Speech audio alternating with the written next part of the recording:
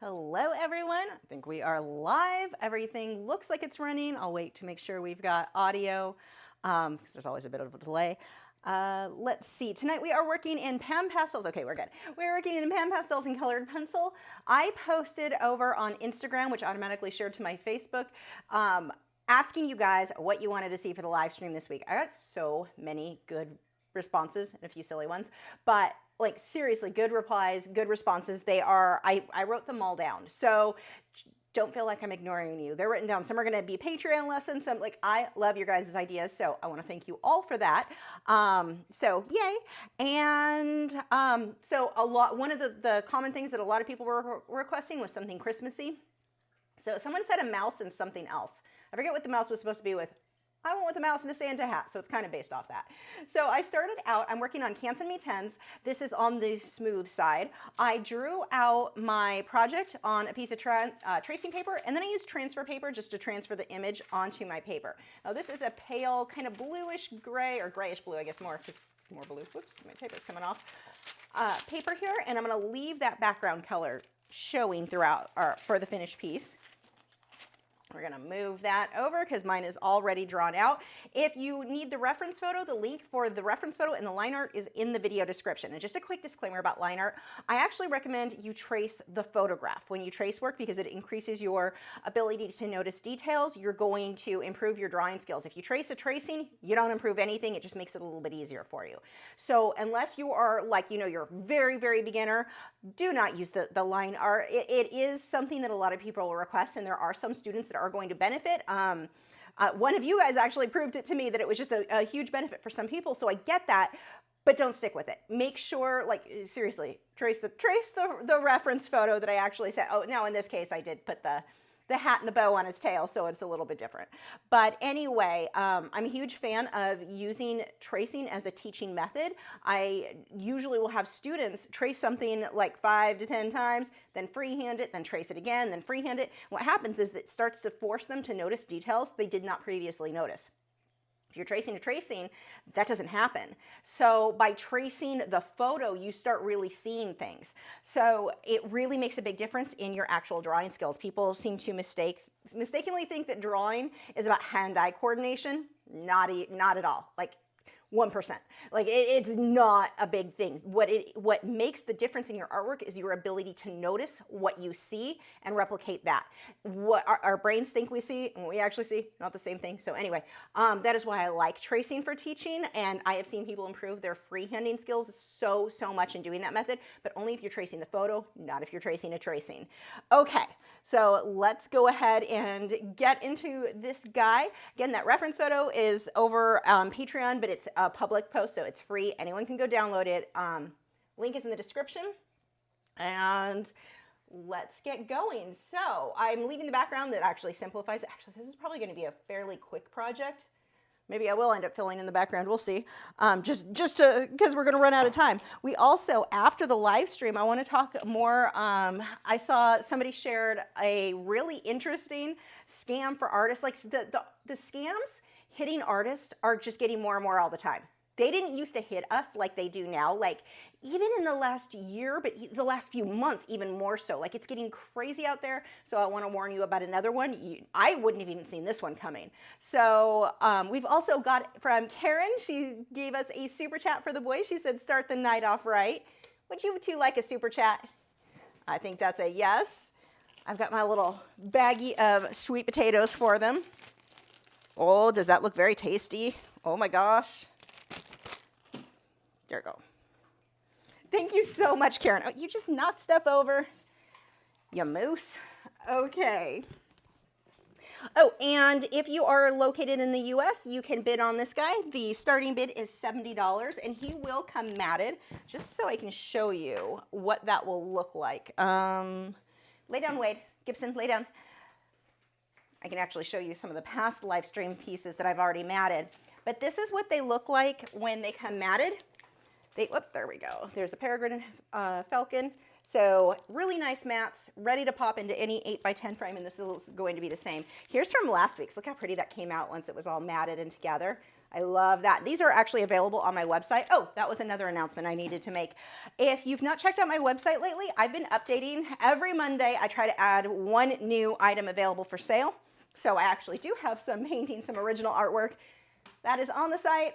Hopefully, it'll all get caught up on all the stuff I need to list sooner or later. But there we go. Okay, so let's start with you.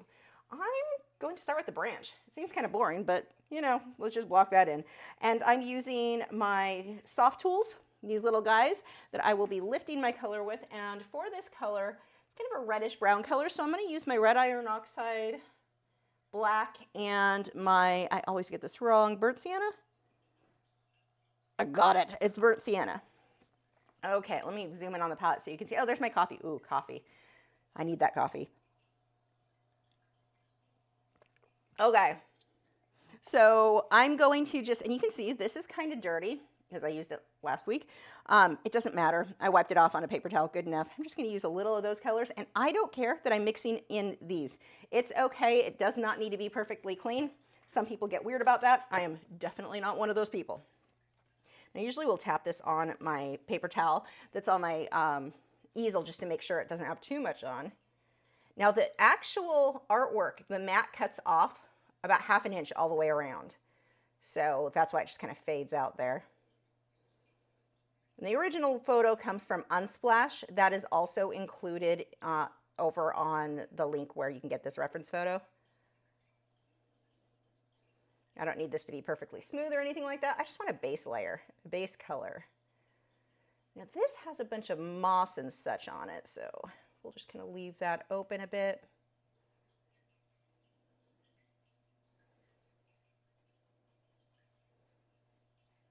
And I'm not trying to make it smooth because it's got to look like a branch anyway.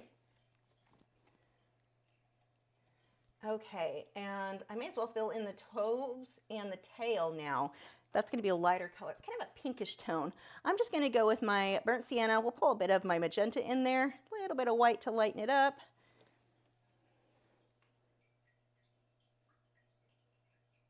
Just gonna throw that in there. I'm not even gonna worry about the bow. That's gonna be completely done with my colored pencils. And his little feet and his little hands. This color is actually gonna be a good base color for most of him. Now notice that this is a lot darker than what the end color is going to be on his feet and his hands. That's totally fine. I will be putting the light color on top of this. Okay. I actually should put a brand new soft tool for the white poof on the hat. I'll probably do that last, but I may as well throw that on there now. And the way these soft tools work, you can get these little refills, and it just slides right over that guy. And it comes in lots of different shapes.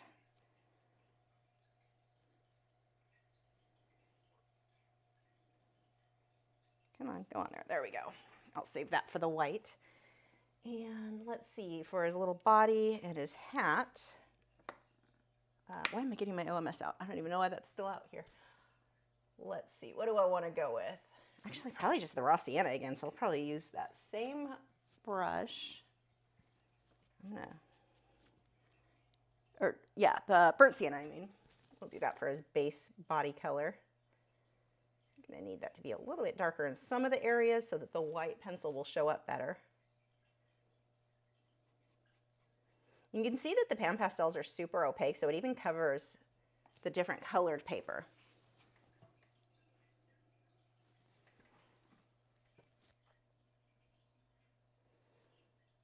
And while I'm working on this, just to get ahead a little bit for the section where we're going to be talking about the scams later, if you have personally experienced a scam when you've posted something online, well, I guess it's kind of hard to write in the comments, but share it. Warn everyone if you want to share it in the comments.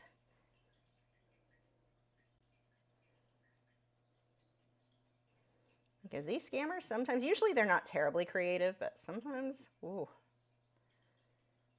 And some of them will drag that scam out for so long that that's where it ends up blindsiding people because they're like, I've been talking to them forever.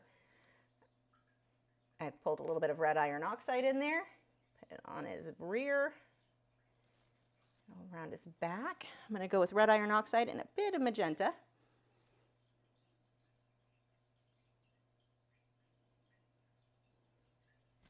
Let's put a little bit on his cheek.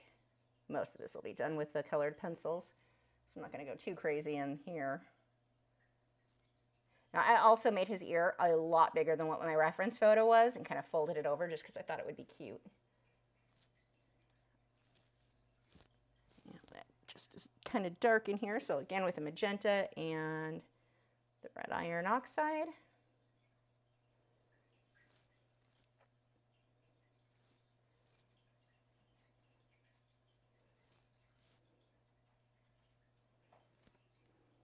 Wait, stop.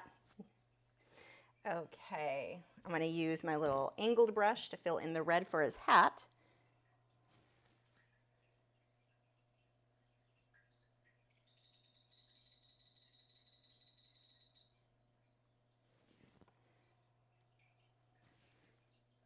And all of the supplies I'm using are listed in the video description.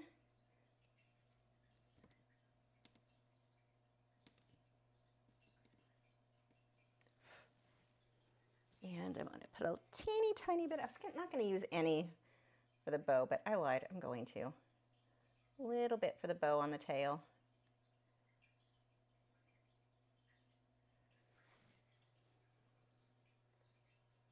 And then white on the hat.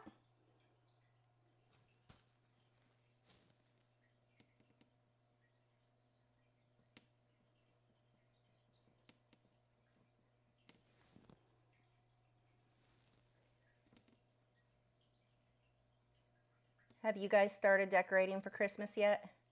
Put up my decorations last week. It doesn't feel like Christmas here though. In Texas, it's been in like 70s and 80s.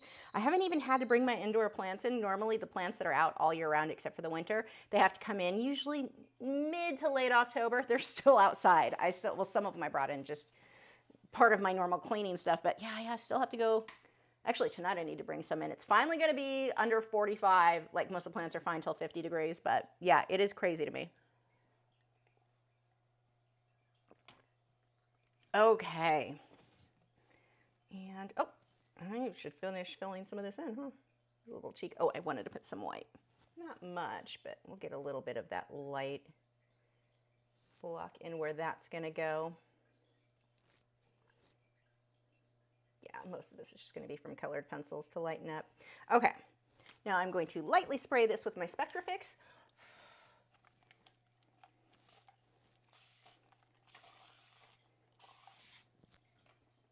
And take the hairdryer to that.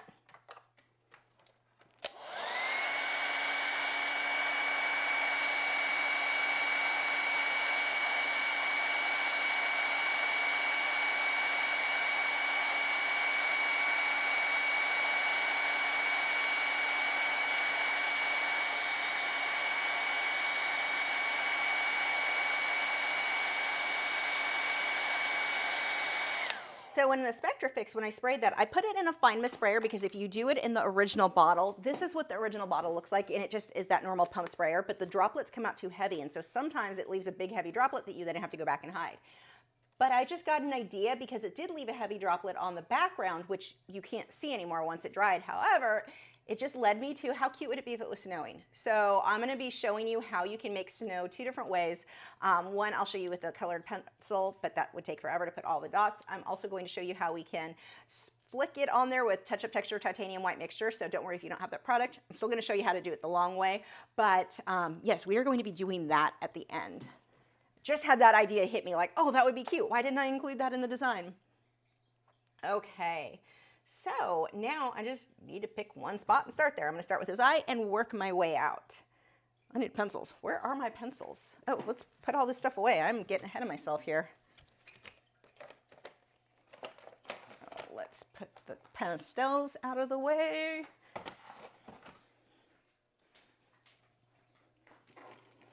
And these are probably not all of the pencils I'm going to need. I definitely am going to need a brown. And maybe some greens. Let me grab those now.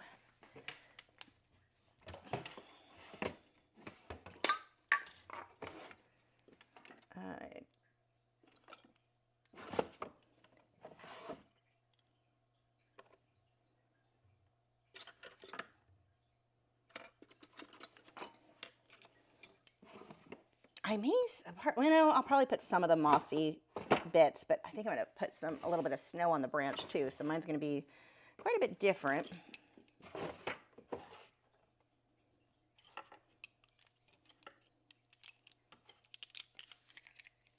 We'll start with these pencils. Probably with what I already have out, I'll be enough. Okay, so I'm going to start with my polychromos black. And the reason that I like polychromos black, one, I think it looks darker than most others, but it also holds a sharper point, so it's really good for teeny tiny detail.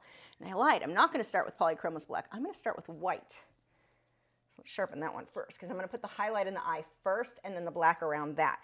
Now, that's important if you're not using the touch-up texture titanium white mixture. If you're using that, I just put the highlight back over it and nice and bright with that later, so it's not a big deal. But if you don't have that product, you need to really make sure you're protecting wherever is going to stay white on the paper, because it's very hard to lighten it back up. So I'm just going to put a little section, and I'm making mine a little bit more round than what the reference photo has. The reference photo is just a circle.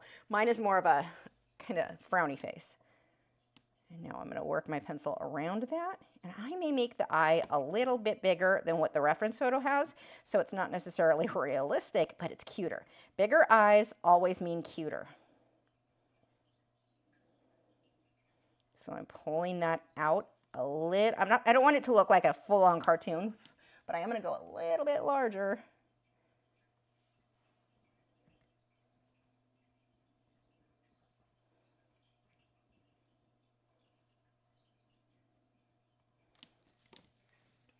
Okay, now we've got, I need some caput mortem.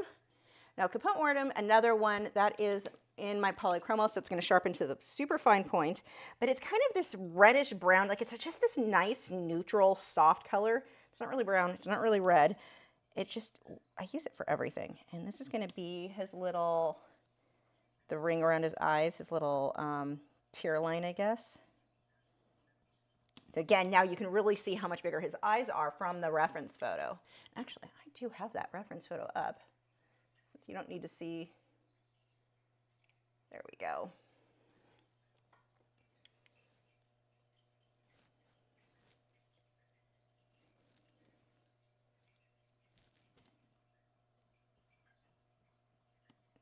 And a little bit of white just here, where the light is catching. Okay, next I am going to just work my way around with the fur. Let's see. We've got a light pink. I'm going to use a magenta.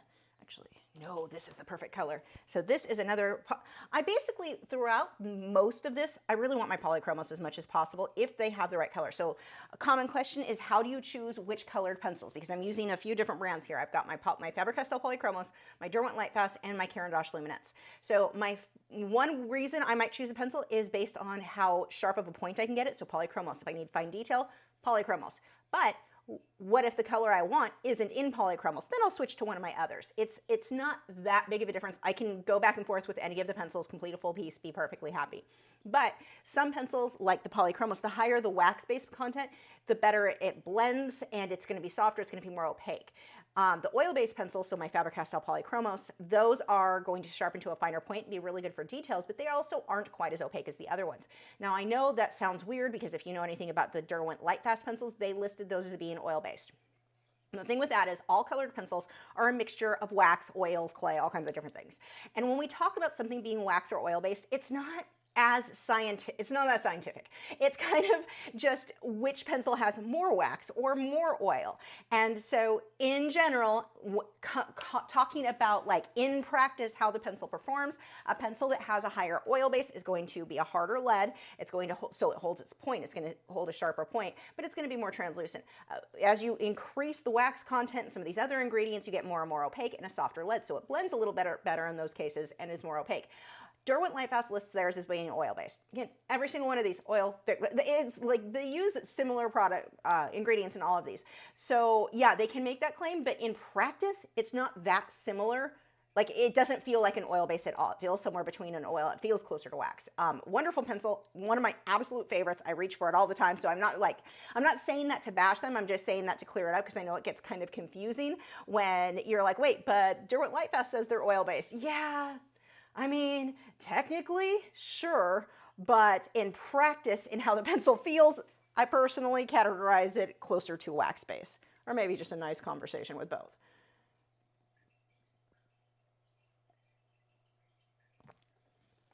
Okay, so I'm going to take my pink, and this one is, what is this, Rose Carmine.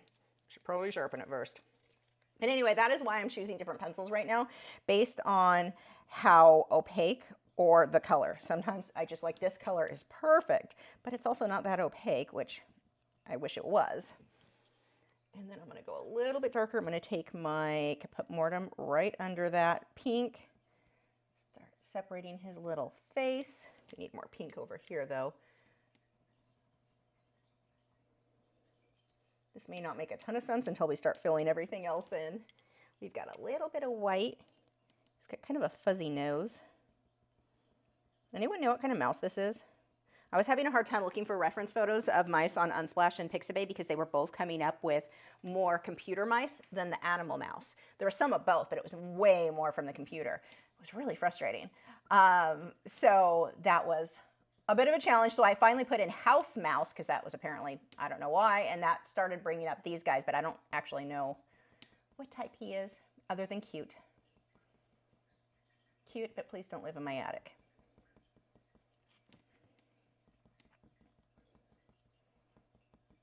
I'm just doing little lines. Now, when doing fur, let's do a quick little lesson about fur.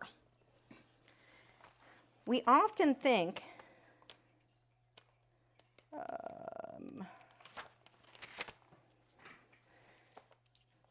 it's easy to think when drawing fur, you're just going to put as many lines as possible, and the more lines, the more realistic. You're drawing people, this, and just keep doing it until it looks like fur. What you create when you do that is zombie hair. It doesn't look like fur. It doesn't come out how you think it's going to come out.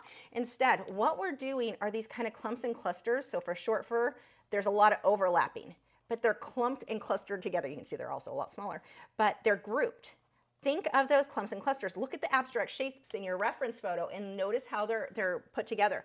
We look at it and think individual hairs, more hairs, it'll look more realistic, more detailed. No, it makes it look less. We actually want less detail to make it look more realistic in this case. But we've got to make sure that that fur is overlapping and going in clumps. And oftentimes, most of the time, you get certain rows. I mean, in this case, we've got, if you look at the reference photo, again, you can go download that. We've got a row here. We've got a row that comes down here. The fur here, there's almost this little row going up in here. We have these rows, and so these are the things that we want to watch for when creating fur, or even with people hair, when you're trying to make something look realistic. One of the things I see happen all the time, huge mistake with, looking for blank paper, a huge mistake people make, they'll draw a lion, and the mane, so here's the lion ear, and they just do this for the mane, like this super long horse tail mane. That is not, lion mane, the fur is only about that long. It's not, I mean, it takes place, it's a huge space, but the individual strands of fur, they're little. They're much, much shorter. They're not long flowing. It's just the way they group together. Think collie. Collie's a good, speaking of collie, I need to ship that portrait. I keep forgetting. Every time I open that cabinet, I'm like, oh, I need to ship that to the person I drew that for. But anyway, some of you know what I'm talking about. There was a collie portrait in colored pencil, and I love how it came out, and George needs to go to his rightful owner. But anyway, moving along, Lisa. The fur, it looks all long and flowing in the way the wind hits, but it's really shorter bunches that just kind of clump together to create what almost looks like a longer thing. But if you draw these long individual hairs, you look like you don't know what you're doing. Oh, that's mean, but true. So we've got a little bit of pink over here. And then again, I'm looking at these clumps and clusters and watching the direction that this fur moves. That is really important. Now, the colors are not that big of a deal. So I'm using white right now, but is this even white? Sometimes I grab a off-white color. Yeah, this one's actually white. This one's Caran d'Ache Luminance because it's what I happen to grab, and it's not a little nub like some of my other ones are. But it is a wax base, so it's going to be that higher content, that higher opacity, and it'll blend a little bit smoother. Not as great for detail, but I'm more concerned at this point about it being more opaque than about it blending super smooth. And look at your photo in terms of abstract shapes. If you're looking at it as mouse fur, it doesn't look like mouse, that's not really what you want to see. We want to really focus on, let's see if I can zoom this in a bit for you guys. We want to focus on the shapes, the abstract shapes. This is always, I have such a problem. I don't know if it's my mouse needs a new battery, but I have a really hard time with OBS, which is what I use for streaming, and trying, let me see if I can enlarge this. Oh good, I grabbed the right one. It doesn't like to grab the right image. So there we go. You can see it a little bit better now.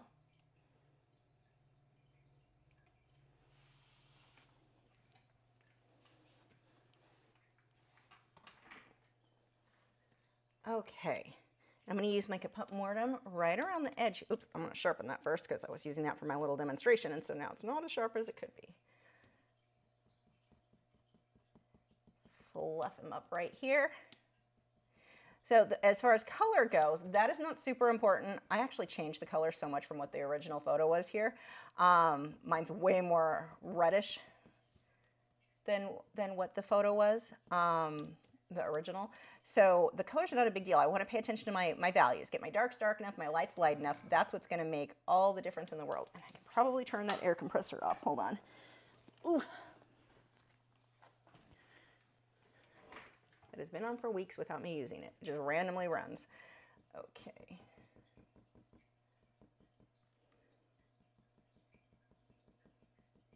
Again, clumps and clusters. Look at the rows. Kind of simplify what you're seeing in those shapes. Going back to the white. That's a little bit too much. I can tone that down by pulling some caput mortem in between a little bit there. Don't do the whiskers yet. The whiskers make everything look so good, but don't do them yet. We need to get all that fur in first. Otherwise, we're making our life way more difficult than it needs to be. I would like a burnt sienna, raw sienna, orangey tone. What are you? You're definitely not that, but you would work. Burnt ochre, you will work. This one is Burnt Ochre by Caran d'Ache Luminance. Anything that's kind of a brownie red color.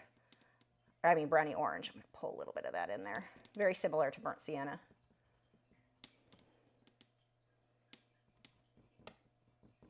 See, I can't push as hard with this because of it being a softer lead, it just breaks on me.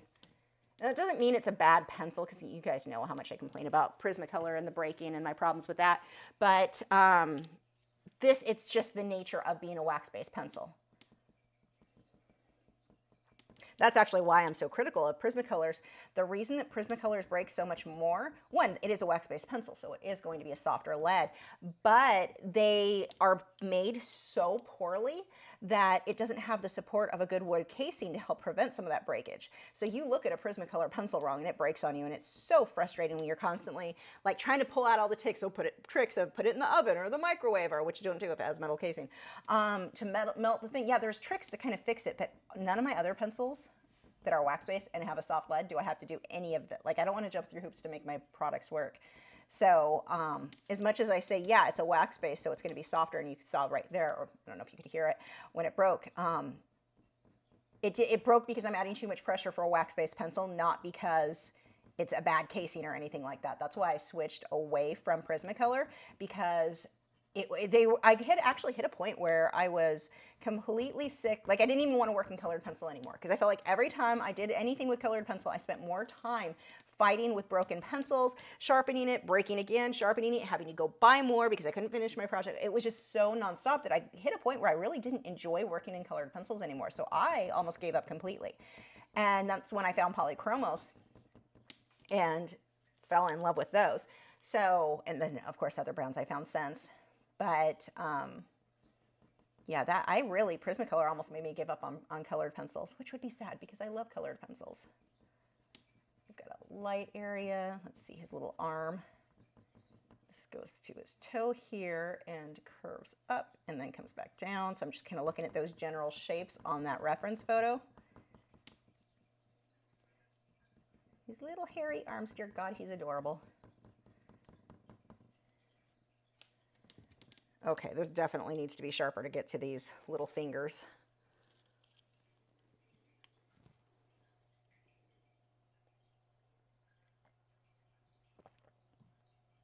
Red Metal said, I heard the Japanese version of Prismacolors are better. Is that true? What do you mean Japanese color? Do you mean Holbein? I actually heard they get sold out to China, which I don't know. Holbein's the only Japanese colored pencil I'm aware of. That does not mean I'm aware of all of them, that's for certain. But Prismacolor is owned by, who is it? Rubbermaid or something like it's not even an art supply company, so they do not care at all. It's all about profit, not about making a good product for artists. Whereas like Derwent or Faber-Castell, they care about making a good product. I mean, obviously they want to make a profit too, otherwise why do it? But they're making a good product, and with Rubbermaid, all they care about is that bottom dollar. They do not care about it being a good product. So, but yeah, I don't know if you mean Holbein, no, I do not like Holbein colored pencil. Well, actually, that's not true. Holbein are an interesting pencil. So we'll talk about that, chat about Holbein as I work on this. I did the white. Now I'm going to use my Kaput Mortem to separate his little fingers. But, and it's like little lines, little dots, little lines, not big heavy marks here. But with Holbein, I contacted that company. I have a whole video about it, but I had contacted that company because there were some questions about their light fast ratings and how they tested. And they basically, they answered my question at first, and I was excited. I'm like, okay, this is going to be a good company. They care. They could not actually answer my questions because the guy I was talking to simply clearly didn't know, but he wasn't getting me in touch with anybody. He wasn't looking into it. They made some weird claims about it's their own method to test for light fastness, which is not an acceptable answer when it comes to needing something to be archival. It was some crazy stuff. You won't go back and watch if you just look up Lachri and Holbein. And they are not, if that's the one you mean, being the Japanese Prismacolor, or if you're referring to them, it's not like Prismacolor at all. Totally different pencil. It's actually kind of a cool pencil. Once I got used to working with them, they're so different than other pencils I've worked with. I really liked them. They were cool. Unfortunately, I don't trust the company or their light fast ratings or their toxicity reports, and that's a whole other, let's say, conspiracy theories, speculation. I have no proof, but I have heard some things. I just don't know. I'm not going with, I won't use Holbein products at all anymore. And I used to use their airbrush paint, but no, I use Golden's now. Golden, I trust. And they're an American company, so that's awesome. And the Holbein drama, maybe it was just a bad employee I talked to. The problem was they never reached back out to me. And it's funny because people always comment, oh, such and such made videos on it, and they cleared up the information. Funny, because they didn't clear up the information with me. And I would only be going by secondhand information in that case, not directly from the company. What I heard directly from the company, completely unacceptable answers. But they started working with other artists, artists who I really respect, but I don't respect the company. I do not respect the fact that when they didn't know I was a YouTuber, they wouldn't get the answers for me. They were so dismissive of my questions as a professional artist, needing things to be archival, and they didn't really, it was bizarre. You can go back and watch that video. It's kind of a long one, but yeah, no, not a fan. Will not use their products, any of their products. See how I'm just building up my lights and darks. A lot of little dots when we get into the shorter hair in here.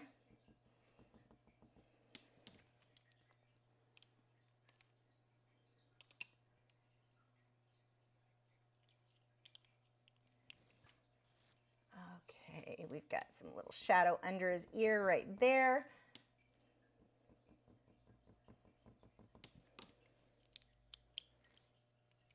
Let's see, let's do his little ear.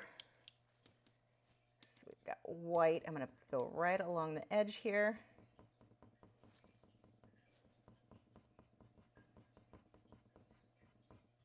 Yeah, it's funny. The Holbein thing was like 3 years ago. That company never once reached back out to me. And they know, I know because I know the people, they've seen my video. They know my complaints. They don't care. And that tells me all I need to know about them. If they still can't, because if they ever reached out to me and corrected it and convinced me otherwise, I would make a video. I would tell you guys whatever they've told me. No, they wouldn't get back to me. All right, then. Then my video information, I can't change it because all I know is what you told me. So why would I go by, oh, but you told somebody else something else. So that one must be the truth, not what you told me. The fact that there's inconsistencies on what you're telling different people, that's a whole thing. You know, it's funny, that video too, I had a few complaints with people in the comments about me being, I just come across as being very toxic. No, I just have certain standards, and this company was not, like, somehow that makes me toxic. People are weird. Okay, focus, Lisa. So get a little pink on the underside of his arm here. I'm going to pull that pink up. And let's start getting the hairs on his body now. These are going to be a little bit longer than the hair on his face, but still watch the direction of them. I mean, it's not as simple as confetti. If you make lines going every which direction, it's confetti. It doesn't look like fur. We want to watch the direction of that. So I will pull all the way down here. And mine, I can make a little bit lighter. I mean, I like the contrast, but I can also go a little bit lighter on the fur here because mine, the fur, it was a dark background. So it makes sense that he would have more darks than what I've got. He's got white on his underfloof. Well, lighter, not really white. Okay, let's focus on those little toes before I lose them.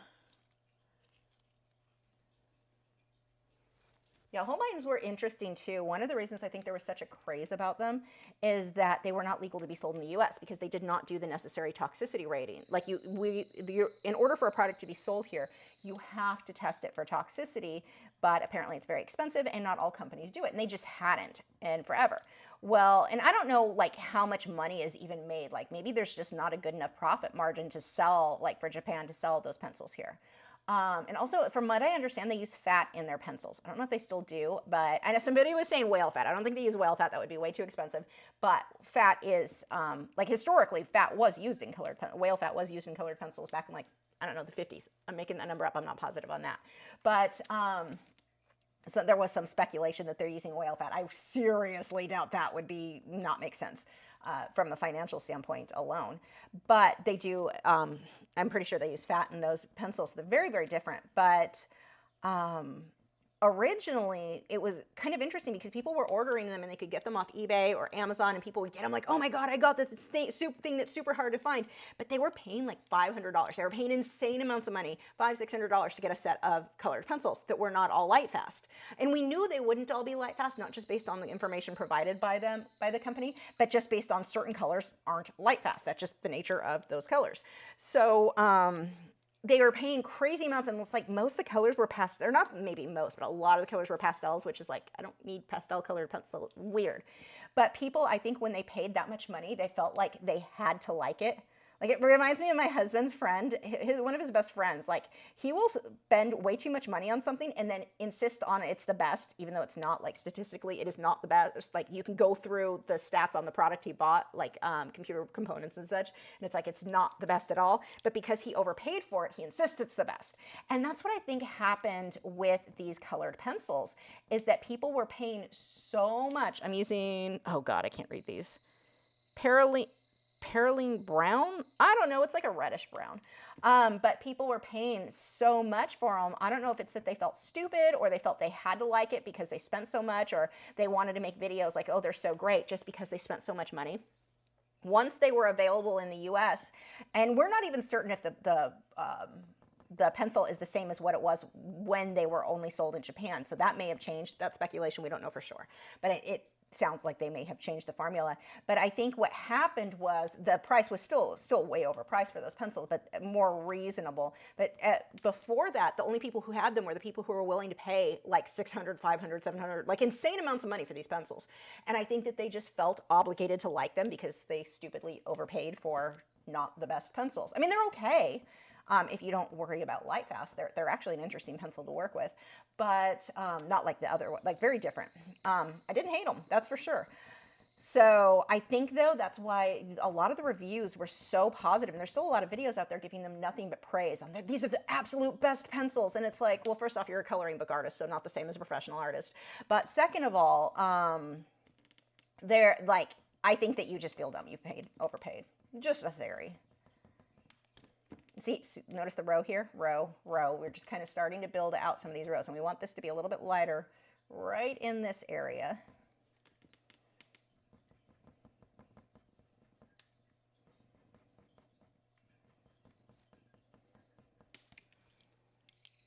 And I'm going to use my caput mortem and start coming through. Actually, I'm not going to use caput mortem. I'm going to go to that, what did I say this was? Brown ochre? Burnt ochre. So the yellowy brown color. Let's start pulling some of that in here.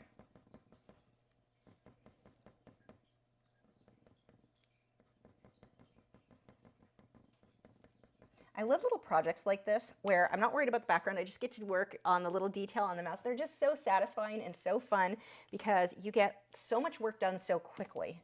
If you have been stuck, like if you are like me and you like to do a lot of very detailed work, make sure you do some stuff like this in between because it is just, it's fun and you get that instant gratification that you're just not really getting with these longer pieces.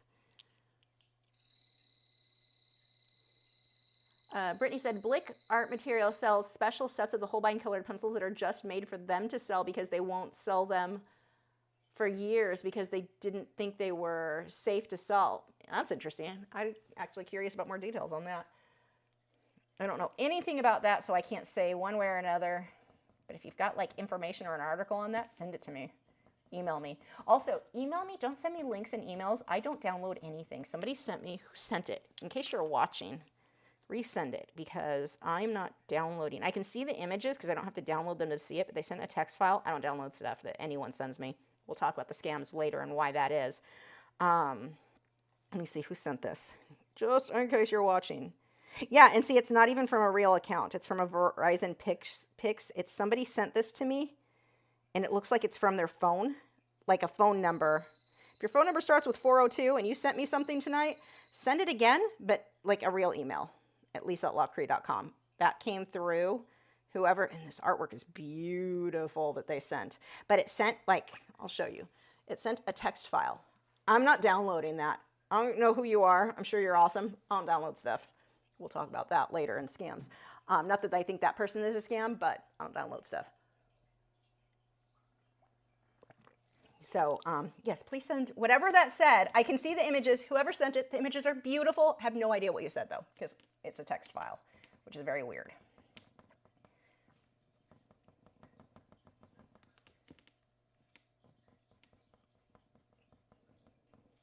So I'm using more of this reddish brown color. Now, here's the thing. When it comes to color, we often look at that and we just think straight brown.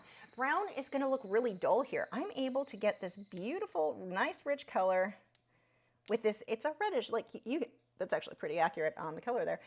It's not just that flat brown. So we've got some little lines here on his tail. They're slightly rounded. And I'm going to come underneath. We've got some white. I'm going to clean up the edge of that tail. Okay, and you should have some little toenails. Now I need a much more opaque white.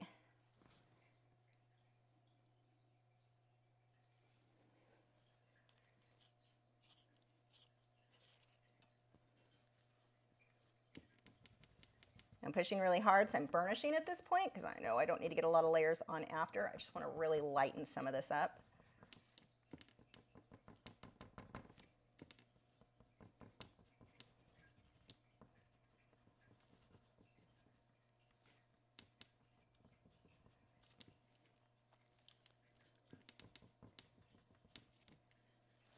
I'm going to pull a little bit more highlighting on the upper edge there. Again, it's going to be different than the reference photo because that reference photo was against a dark background.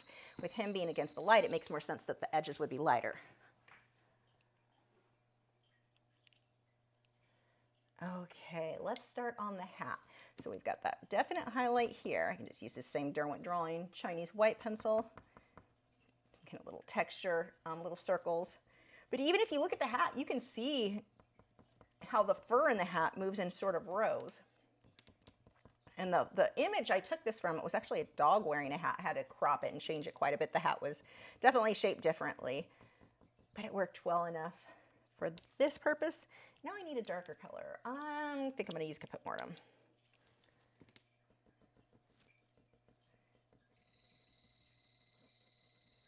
I'm not pushing very hard here, just kind of following the shapes. I'm going to push a little bit harder though for that outer edge. Let that fade in. And then we've got here, same thing. We're just going to get a little bit of texture for the fur. Notice that I've only used black on the eye. We have a tendency to look at something that's dark and automatically jump to black for anything dark, any shadow, anything like that. And if you do that, it's not going to look very good. I'm going to use a little bit here. Back to the white. Needs to be up further for his little arm. Okay. Let's go back over to the red of the hat. We'll do the red of the bow as well. Actually, for the shading, that perylene brown, whatever, reddish brown color, I'm going to use that for the shadows here on the bow.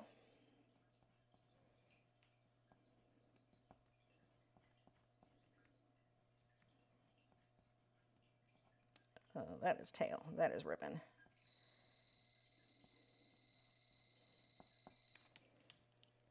And actually, that was the same color I used for the tail, though, so I may as well fill that in now.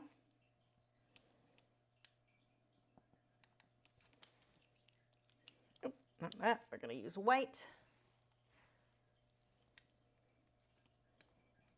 And obviously, I changed the way the tail was quite a bit from how it was on the reference photo.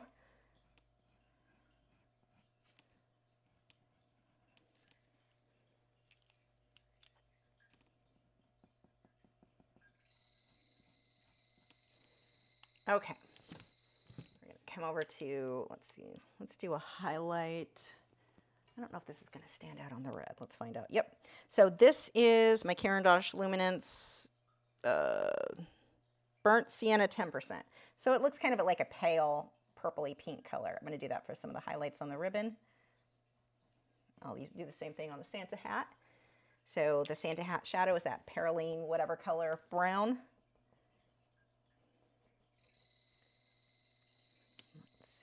Bit in here. You can hear my dart frogs going crazy.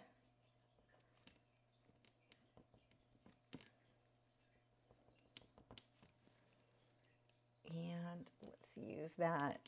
What did I say that was? Burnt Sienna 10%. It just gives me a little bit of a highlight without being full on pink or white. Okay. Let's work on the branch. So I need to get a much darker area on the bottom portion of that. Let's use purple. And actually, I'm going to pull purple for some of the darker areas. This is my Derwent Lightfast purple, kind of my go-to for most shading whenever I've got oranges and those tones. Let's pull this in a little bit. Actually, I'm going to come back and do that. I'm going to do the branch and come back and do some details later because I know I want to do a decent amount of those. So let's just map this guy out.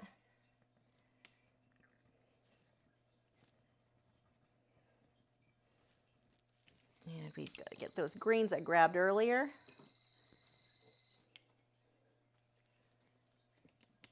This is Foliage from Derwent Lightfast. It's kind of an avocado green.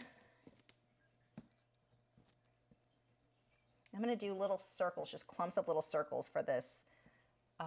It's not moss. What is it? Lichen? Lichen? I don't know how to say it. Go right up to his little foot. Some of this is going to need to be white. The reason I went back and forth, I wasn't going to add it, but then I thought I would do snow on the branch. But I think the green will be cute because then I've got the green and the red, so I'm all Christmassy colors. Throw a little bit over here too. Now I'm going to take white. Little circles mixed in with that, so we've got some highlights.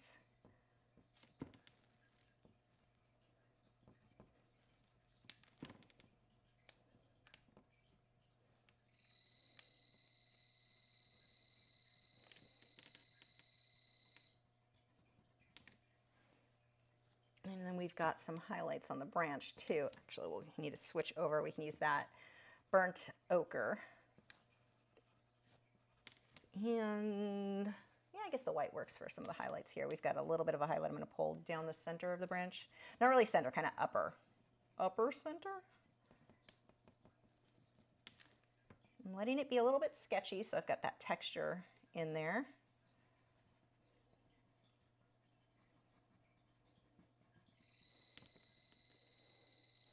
And I'm going to use purple for that darker shadow again, instead of black. Don't jump to black unless you've got a dark. If you're working on black paper or dark gray, that would work. Also, I just missed this. We just got two. We'll do it two separately. We'll do the first one now. Do you boys want a super chat from Patty? She said, the pups need an early Thanksgiving sweet potato treat. Thank you so much. They definitely thank you. You think so? Do you think you deserve this? Yeah, you're going to huff at me? Yeah, very excited. Good boys. Thank you so much, Patty. And we've got another one from RMB, but I'm going to give the boys just a minute and then do it. Go lay down. Oh, no, Gibson, come here. You can finish it. You crunched your... You know what? You just stand there because he's crunching it all over the place. He's going to have to clean it off the floor anyway, and I don't want to make him miss out on that because that just seems mean.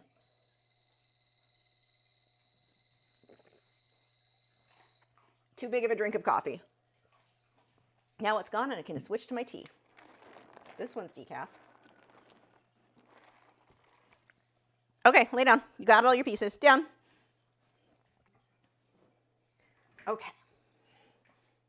Didn't forget you, Art by MB. I'm just going to do it separately so they get all excited again in a minute. So I'm going to use the purple and start getting some of these deeper shadows in there. Now, I might use a little bit of black, but not a lot. I don't want to jump to that for the bottom of the branch because, again, this reference photo, while the reference photo may show black, but the background of the reference photo is black. I'm not leaving it black, so I don't want to go that dark. So purple is going to be much safer. I want a definite shadow right under all this lichen, lichen, whatever it is. I don't freaking know. We don't come to me for vocabulary words. Pronunciation, math, grammar.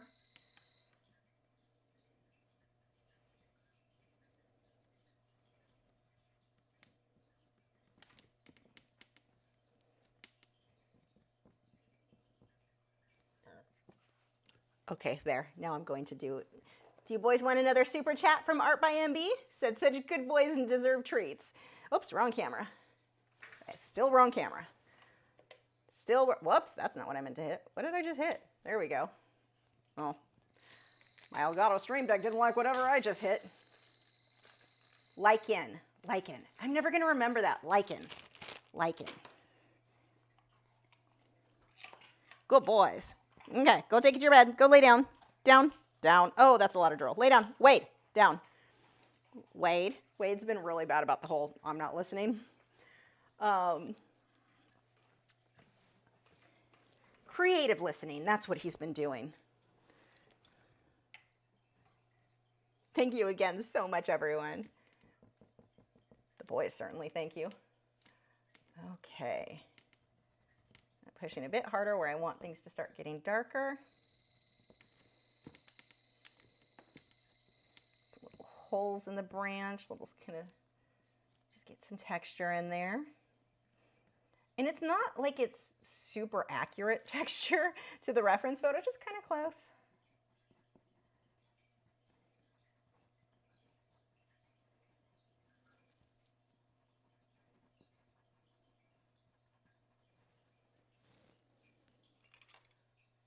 We're going to lighten this up a bit more here and here, a little bit on those bows.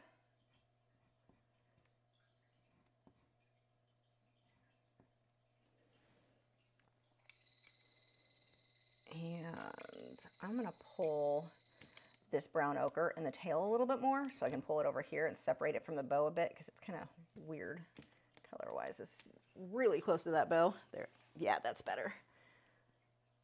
And while I'm at it, let's pull some of this color in the branch. Just in a few spots.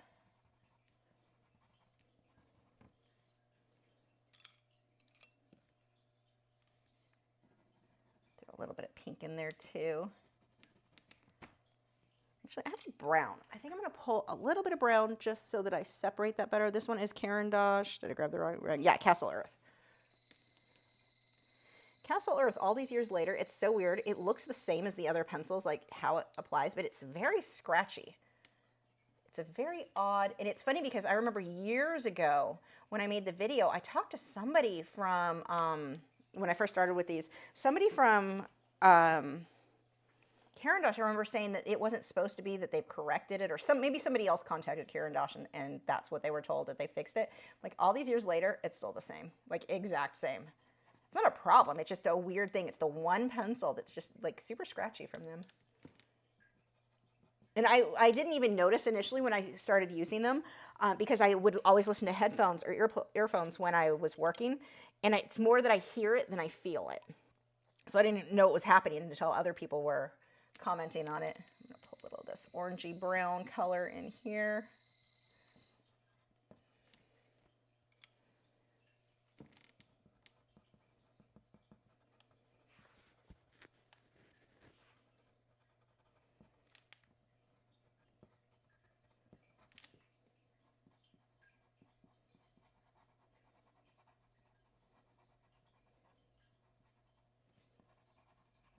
Just pushing a little bit harder, getting some details there.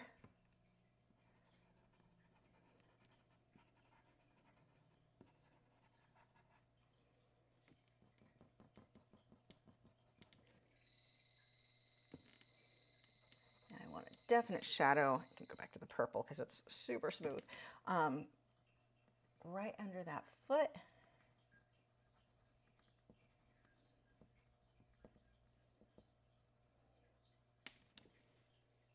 Okay, and he is almost done. Now we've got to do whiskers still. Now I can kind of play around with just little details. So I'm going to take my purple, start making my darks a little bit darker.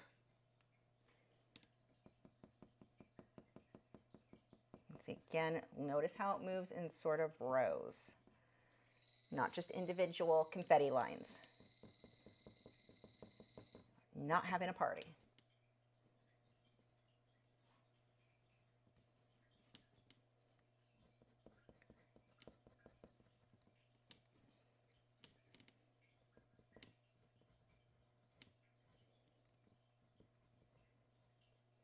Clean up some of these edges a bit more. So I'm putting that shadow on the hat. A little bit of a darker spot in the ear. Again, that's purple, not black. And I need red. I'm not loving how dark that is. So I'm going to go right over that with red, and it'll just tone it down a bit.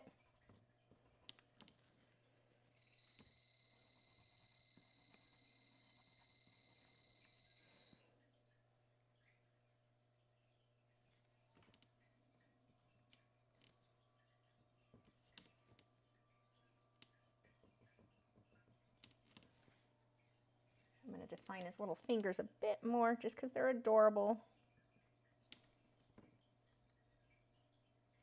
Notice that I'm not just outlining all of the fingers. Like, it's just little dots of dark in there. If you try to outline all of it, it won't work well. It just looks like a weird cartoony outline. Okay, I'm going to use the purple for the shadow too, or not the shadow, the whiskers. So I'm going to sharpen that again.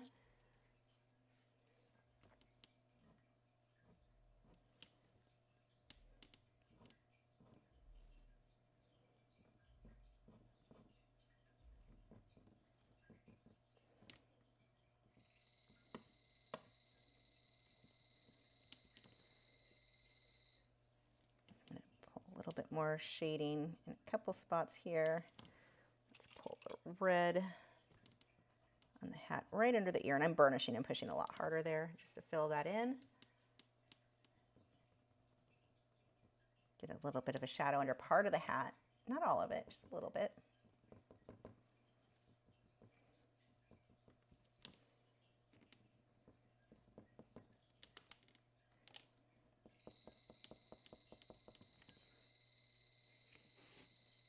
Okay, now for the snowflakes, you've got a couple of options here. One, just dots.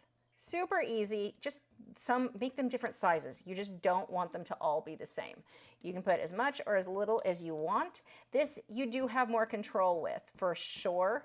But make sure you try to clump and cluster them together. So this is going to be similar to snow. Don't just put random dots evenly spread out. It looks like polka dots. That's not what we want. We want it to actually, I was going to use touch-up texture titanium white mixture, but actually, I don't think I'm going to, because this shows up so well and we've got enough time. I can sit and chat while I make dots. And the challenge with the touch-up texture titanium white mixture, you can make it and flick it and you get all at once all the snow, but also that could potentially end up where I don't want it. I'm just going to do it this way. So I lied. I'm not showing you both methods tonight. I'm just going to do this because that is showing up so well on this paper. I can do it pretty quick. But again, kind of clump them together. So same way I would do stars. And then if you have not watched a couple of the last videos, I do want to show you this really quick. See this board? This is what I'm using for my hand to keep my hand off my artwork, so it keeps my hand clean. I'm not smudging anything. I'm not getting the oils from my skin on the work. All it is a piece of cardboard, like from an Amazon box, and I wrapped it in glassine. So the front, the glassine is all that touches the art, so it's archival, totally safe, and I can now I used to tape it to my artboard. Now I just slide this back and forth because I work upright at an easel. I don't have to tape anything anymore. It was constantly like tape it, move it, tape it, move it. This is so much easier. I just slide it around as I go, and oh, my life is better. That was one of those things I felt super smart about when I thought of it, and then I felt super stupid that I didn't think of it 10 years ago. Like, how did that never cross my mind? The only problem with using that is the board. It makes it hard for me to judge if I want more snow. Again, make sure you've got some different sizes. This is the Derwent Drawing Chinese White. It's super opaque on this paper. A little bit over him here. And it's just light snow, so I don't feel like I need to cover snow all over the branch or anything like that. Oops. Okay, see these 4? Way too straight of a line. So I need to break that up and form some clusters because that looks weird.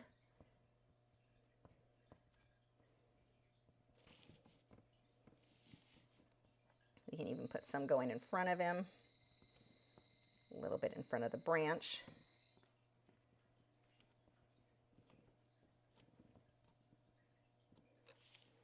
There we go. Okay, and to sign it, I'm going to need a lot of art questions from you guys because that actually was done pretty quickly tonight. But to sign it, I need to hold my mat. So this will come if somebody wants to buy him. The starting bid is $70 if you're in the US. Link is in the video description. But I know that the mat is going to chop some of this. Not chop it, like that was the original design. So I need to know exactly where I want to sign it. So I want to hold the mat there, and I'm going to go with my purple, and I'm going to sign right up at the branch. I guess I didn't need to hold this there since I am signing it at the branch. The reason that I do that is naturally we always want to sign at the bottom corners, but when we know that part of it is going to, like its size to be hit by the mat, part of that will get cut off. So we want to just make sure the signature stays there once it's matted. So that is, whoops, there we go. There is our finished little guy. Let me show you in the big one. The bigger one is usually a bit more accurate. There you can't really see the detail as well. There's our little cute Christmas mouse. Oh, I like him. He's adorable. Okay. And we've got questions. Let's see, I saw somebody commented on my nail polish. It's actually not nail polish. It's, oh wait, wrong camera. Can you see on, no, not that camera. Which camera? This camera. It's wraps. I mean, it's made out of nail polish, but they're stickers basically that you put on, and it's so thank you. But they're little snowflakes, and this camera doesn't show the details. It's little Christmas lights, snowflakes there. It's lilyandfox.com. I'm not sponsored or anything. It just, whenever I love a product, I tell everyone about it. Nail polish used to last for me for like 2 to 3 days before it chipped so bad I'd have to redo it. Easily a week. I usually go 6 days because I can't wait longer. It starts to get kind of soft, but they still look good. So I can't wait longer just because I have so many of them and I want to change them. They're like $3 a set or $2.99, free shipping even if you just get one. lilyandfox.com. Again, I am not affiliated with them in any way. I just am so excited about this find that I'm telling everybody about it constantly. Again, they'd be such good stocking stuffers. I got my mom hooked on it, and my mother-in-law, so I have gifts that I can send them. So, or, for stocking stuffers and little, just, they have different holiday themes. I love them. I love this stuff. And my nails have been so much better since I started using them. Less breaking, less everything. They're just so nice. Oh yeah, Clark Fine Art got them too. Oh, I want to see pictures of yours. I want to know which ones. I bet we have a lot of the same ones. So anyway, definitely check those out. Okay. Let's go ahead, and I've got all of our questions. So a couple of things before I get to your questions. So keep bringing in your questions because seriously, we have an hour. And it's going to be really weird to sit here and stare at each other awkwardly. So one of the things I wanted to warn you guys about, though, art scams. Oh my gosh. I have one today from, and I get these all the time on Twitter. I'll share my Twitter one first. Or sorry, X. You can't just change a name on me. You can't. I posted my grapes that I showed you. So there's my Twitter post. And the problem is when you put drawing or painting, that is what the scammers who like aren't people who follow you, but they see that they all come climbing out of the woodwork. My favorite is when it's the same scammer, the same exact copy paste that they all use, and two different scammers will hit the same person. So I've had that happen where they're just copy paste, like it's the same copy paste comment from all of them. But he writes, "Hi, interested in this beautiful art." So first sign when somebody contacts you through Instagram, whatever, and they'll start the conversation usually on the post complimenting you. They don't say painting or drawing; they say art. I want this art. I'm interested in buying this art. That's right there. You know they're not a real buyer at all if this is a scam. Hi, I'm interested in this beautiful art piece and will like to add it to my collection. If you are interested, send me all one sentence, by the way. Send me a direct message or friend request. Let's make a deal. This is a very common copy paste scam thing, and my response was, or we can skip the BS and you can just tell me which variation of the scam you're trying to pull.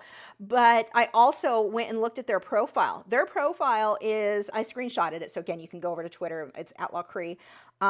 Is my handle there. You can see the screenshot I posted. His username is Liam_artworks. Okay, you're not, I mean, okay, other artists do buy from me, but that's a little bit different because my following is not the same as the average artist who only sells. I teach, so I've got a different group of people who follow me, so it'll be a little bit different in my case.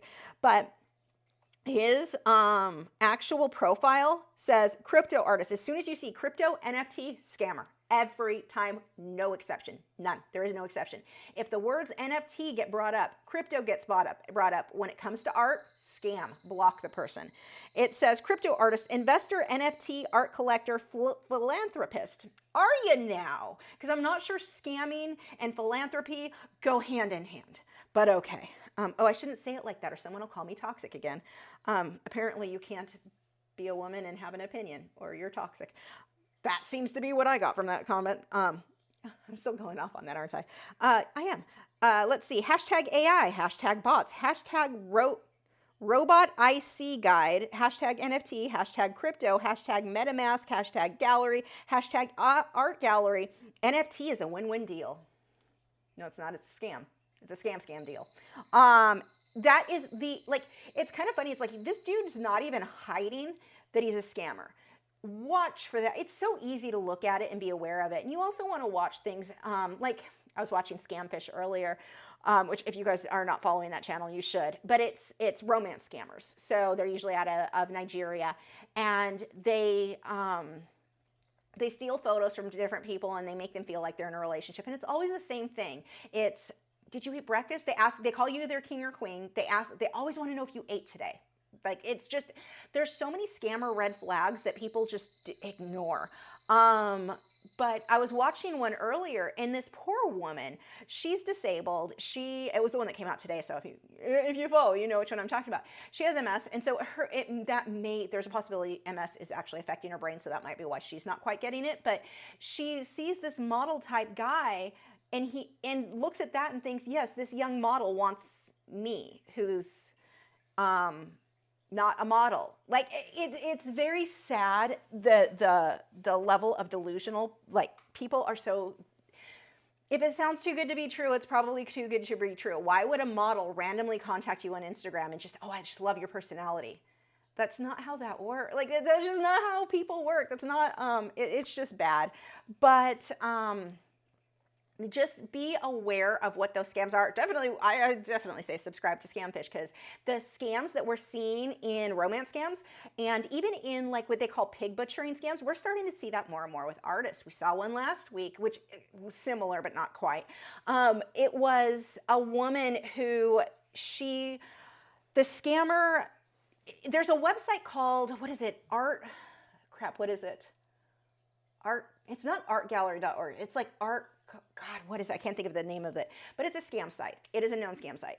And what they do, you think you're selling your images or photos of your art or photos of whatever. They don't care. It doesn't matter because no one's actually making money. Well, they're making money off people. So this one woman sold what she thought were 2 images for $5,000 a piece. But when she goes to try to withdraw her funds from PayPal, she said withdraw from PayPal, and I don't know if that means she thought she was logging into PayPal and the money was in the account, in which case she probably, when she logged into a spoof PayPal account, they probably just got all her PayPal info and all her banking stuff, so she screwed that way.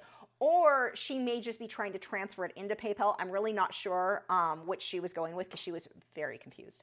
But she was convinced. She sold 2 images, made $10,000, and she goes to pull the funds, and she's told, oh no, you have to pay your fee, like you owe us a fee in order to get the money, like we take a commission type thing. Then why wouldn't you just take it out of that funds?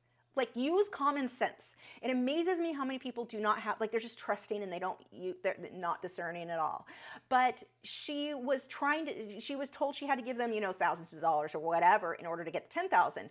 And she's thinking, oh, but if I pay this, I'm going to get this money back. Now, she was smart enough to at least ask the question within the scam group to find out. But then the next day she comes back, now there's $20,000. How do I get my money? There's no money, lady. Like, I already told you, there is no money. You are being scammed right now. That is a scam site. You are being scammed. There is nobody's paying $5,000 for it. Like, think, who would pay $5,000 for an image of your art that is, first off, again, being delusional? A lot of people who are beginner artists, if you are a beginner, that doesn't mean you're not going to be amazing. You're probably not amazing just yet, and people are probably not wanting to pay thousands of dollars for your work. Be reasonable. Think it through. Oh, wow, if people thought things through, though, wouldn't our world be better? But think it through.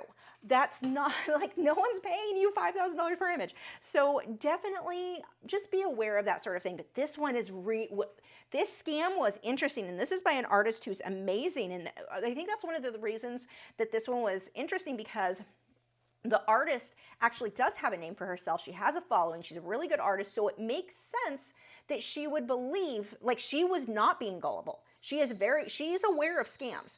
So this person actually contacted her and said he was writing an article for the Wall Street Journal. Why for art? Weird, but okay. But he had a contract. She downloaded, and this is another thing. We'll come back to downloads, and I'm like, oh, downloaded something from anybody. That's a way that scammers are getting people right now.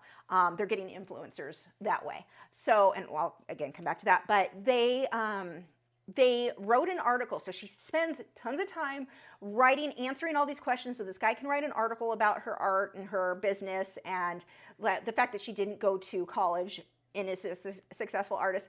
Writes this whole thing, sends in the photos, and he shows her, like, her screenshots. It looked like he wrote it up in a blog post so she could see what the article would look like. Then he comes back to her. This goes on for, I don't know if they spent weeks or months. I don't know how much time has passed, but a decent amount of time. So this is a long game they're playing. So, and I think that's where some people get confused too. Not this artist, luckily, but some people get confused because somebody is talking to them for so long. Why would they lie? Like, I've been talking to them for weeks or months.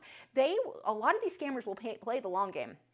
So he goes through all this, and he says, oh, my company's not going to pay for it because it's considered sponsored content for your art, but it's unpaid. We have to pay because it's sponsored. I'm sorry, what? You write an article about me, you pay me, if anything. Like, I get paid, or if I write an article for, like, Colored Pencil magazine, they pay me. That's not, you don't pay them to use your content. That is not how articles like this work. But he claims that they needed $5,000, and he scrounged up the money with his family, and he normally would never bring in the client into this, but he needs $2,000 for her so they can publish this article, and here's a photo of what the article will look like. And it was such a long game and so much detail, and she wasted so much time through this. She had a contract she signed. She had all this stuff she thought she did. So luckily she's smart enough to have realized, yeah, no, the second you ask for money, I know this is a scam. But it looked legit throughout this. One of the problems that they're getting social media influencers for is they're contacting people and being like, hey, here's a brand deal. So if you're unfamiliar, anyone who has a big following on social media, these brands will Temu contacts me constantly. I can make thousands of dollars on promoting Temu. I never would, because I hate that company. I hate what they stand for. I hate what they do. I hate everything about Temu, everything. So I won't promote something I don't believe in myself, that I wouldn't purchase myself, that I wouldn't use myself. But that's what it is. Like, these companies reach out to you constantly, and they're like, we've got a brand deal for you. Here's the contract. You download the contract, you sign it, whatever, and send it back to them. Well, that contract that people are downloading, and this is not about Temu. So just to be clear, that was just me having a random rant about hating Temu, and that's the type of company that often contacts us to promote for money.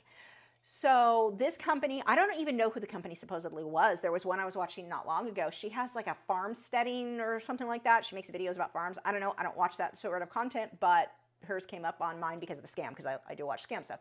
So she filled out the contract, the thing, everything looked good until she lost her whole YouTube account.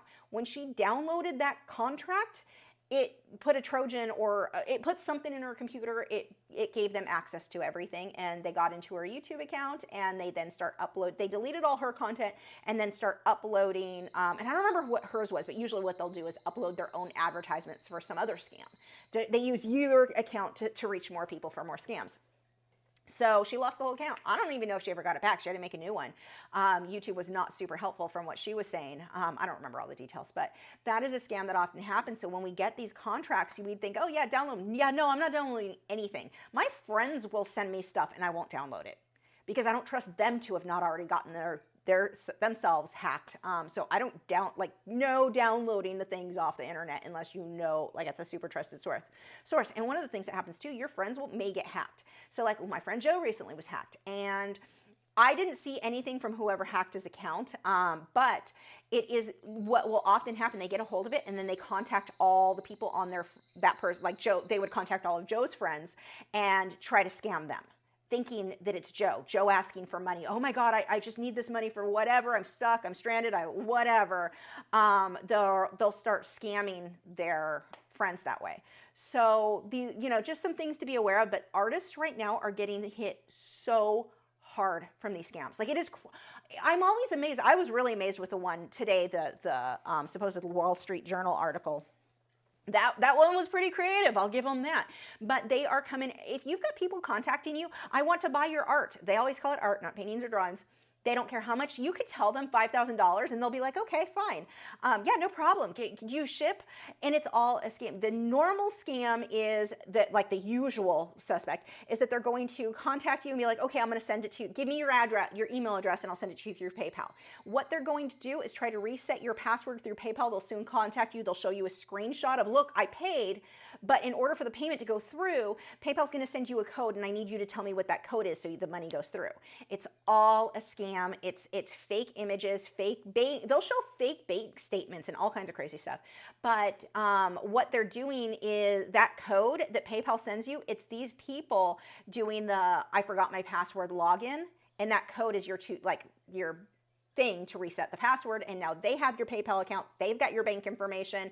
That's what the normal scam is, the most common scam you're going to see on Instagram. When somebody comments that they want to buy your art, they'll either inbox you or they'll even comment on your painting. And one easy way, well, one, they're probably not buying that way. Trust me, as somebody who has been selling my artwork online since, 1999, I started on eBay. I mean, I've been selling my artwork for a long time. Trust me, they're not contacting beginner artists all excited to spend hundreds or thousands of dollars on the art. And it doesn't matter what amount you tell them, they're going to agree to it because they're just going to make that fake PayPal thing to try to hack into your account. That is what they're doing. So just be aware of that. Block them. Whether they say NFT, that's an automatic scam. But even when they just are like, when somebody is trying to buy art and you're like, well, I'm really a beginner, like, it's weird that they're reaching out for me. It's one thing if you're like, hey, this is for sale, here's my website. That's what really, when you're ready to sell, what you should be doing, either you can list it easily on eBay or Etsy, and that's fairly low cost. You can go that way or have your own website. If somebody contacts me to buy and I'm a little bit, I'm not sure if that one's a scam, I just send them the link to the item on my website. You can buy it there. If you're not willing to buy it that way, you're a scammer. I'm out. There are no other options here. So with a few exceptions, because sometimes my website has issues, but that's a whole other situation. So yeah, those are some of the things that you need to be aware of, because these scams they're getting worse and worse. It's so crazy. Again, I've been selling my artwork online since 1999. I'm old. I have never seen scams hit as hard as they have this last year. This last year has been by far the worst with scammers. If you're not already a member, it's not my art group, I'm not like even a moderator or anything, but there's an art group called Art Scammers. Look on Facebook, Art Scammers. That art group, it's like Art Scammers and something like that. That group, you can post if you're not sure if something's an image, or you can post in my own art groups too. Like if you look up Lachri Artist Group and whatever platform I'm on there, but post it, and somebody's going to let you know if it's a scam or not, and it's almost always a scam. Like, I don't think anyone's ever posted and it wasn't a scam. It's always a scam. So yeah, just things to be aware of. Now I will get to answering your questions. Please bring in more questions because there's no way. We've got 40 minutes and we've got some time for some questions. Okay, those frogs are loud. Let me pull up. Okay, Jen said, Lisa, I use pan, pastel, and colored pencil techniques I learned from your lessons to create amazing art, an amazing art piece. It's probably one of my best works yet. I can't read, sorry. I've learned so much from you. That is awesome. Oh, yay, I got goosebumps. I'm excited. Patty said, do you have a method for choosing your paper color? No, I just thought in this case, like with the mouse, it's the wintry, like I wanted just something that was kind of a wintry feel, and so that's why I thought blue would work well. But I considered using gray. Originally, I was just going to go with white. I was like, it's not wintry enough, and I'm glad I didn't because I wouldn't have been able to put the cute little snowflakes, and I think that added so much to the atmosphere of this. But personal preference, whatever I'm in the mood for, honestly.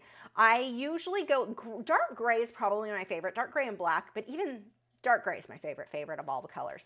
But you have to keep in mind, the darker the color, the less vivid your pencils are going to be. Now, pen pencil is really opaque, as you saw on this. Like, it comes out opaque, so that fixes a lot if that's your base layer. But let's say I wanted something to be bright, bright yellow.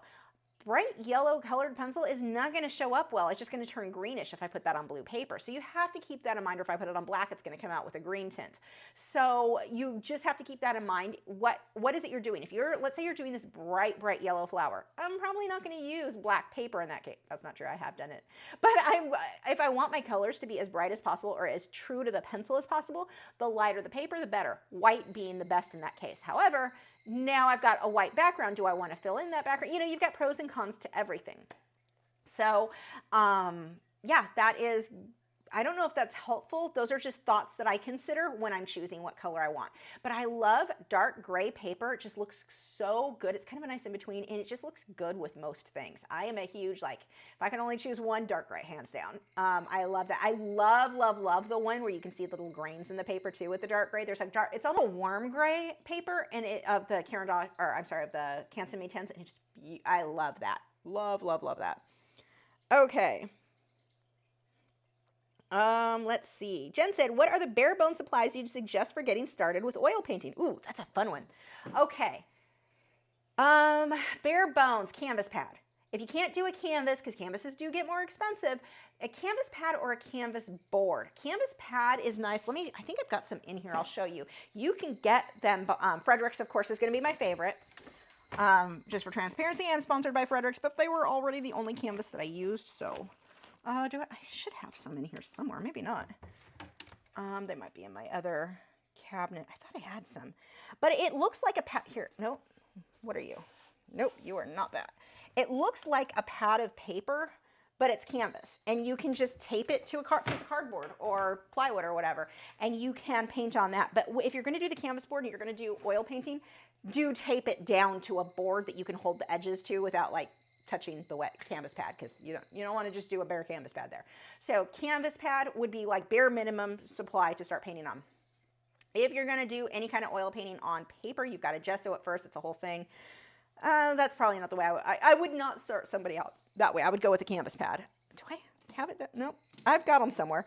And again, I go with Frederick's on that. But you can get like a 10-pack for, I don't even know what they cost. But you check Amazon, canvas pad. Frederick's canvas pad is what you would look it up on Amazon. For oil paint.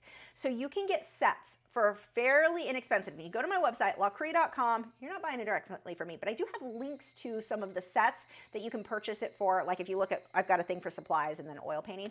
There should be a list in there for the kits. You can get a box of small oil paints. So my normal sized oil paints that I buy are these guys. And there's a few different, I'll pull these all over. These are one of each of the types of oil paints that I use. So these are the size oil paints that I buy. I have had some of them this size for 20 years. These I mean, I don't paint oils that often, but a little bit of paint goes a very long way. It's not like acrylics. Acrylic paint, I definitely use more of, but like you can get these sets of like 10 different colors by Winsor & Newton, and they're tinier little tubes, but those tubes are going to last you. You know, it's a way to start. It's, again, bare minimum way to start. Or you can just do black and white. Weber's Permalba Black and Weber's Permalba White are my favorite in black and white. The rest of the colors, the basic set, again, bare bones minimum, would be the Winsor & Newton Winton colors. This paint, it's hard, like you can tell when I push on it, I'm like pushing. Stuff comes out kind of hard as a rock. I have to thin it down with a decent amount of liquid. Liquid you're going to need, that's your mixing medium. It's a fast drying medium. It's the one that I use. Some people use linseed oil, takes longer. I use liquid. It's what I always start my students off with. Winton color, you can get this in a set with those little tubes I was telling you about. And it really is enough to get you started. Now, when you get fancy, if you want nicer paint, go one step up is Winsor & Newton. This is their artist's color. I don't know if you can see. Let's see if I can do a demonstration here. See how, wait, too close. See, I can squish it, like it's squishy. This is harder to squish, like I'm having to hurt my fingers pushing really hard. This stuff, Winsor & Newton Winton color, it's cheaper, it's hard, like it's really hard, whereas this is a nice, soft, more buttery feel with the artist color. That's a good one. The other two brands I like are the Gamblin. They're pretty good. Their oil paints, they're also softer. And then Grumbacher is another one that I love, their oils. But they're all about this. What size is this? 1.25 fluid ounces. Yeah, 1.25. But those smaller tubes, when you're getting started, let me put these over there before I lose them or get oil somewhere where I don't want it. Those smaller tubes really are enough to get started, and they do last a decent amount of time because you're going to be thinning that way down with your mixing medium, the liquid. You don't need that much paint as long as you're using your mixing medium properly. You're going to need a paint thinner. I like Mona Lisa odorless paint thinner or the whatever, the Gamblin one, and I can't, my brain is fried, apparently too much coffee. But that one is more expensive. If you want to save a little bit of money, the it's Spice Speedball, I think, the Mona Lisa odorless paint thinner, it's got a slightly lower flash point than the Gamsol one.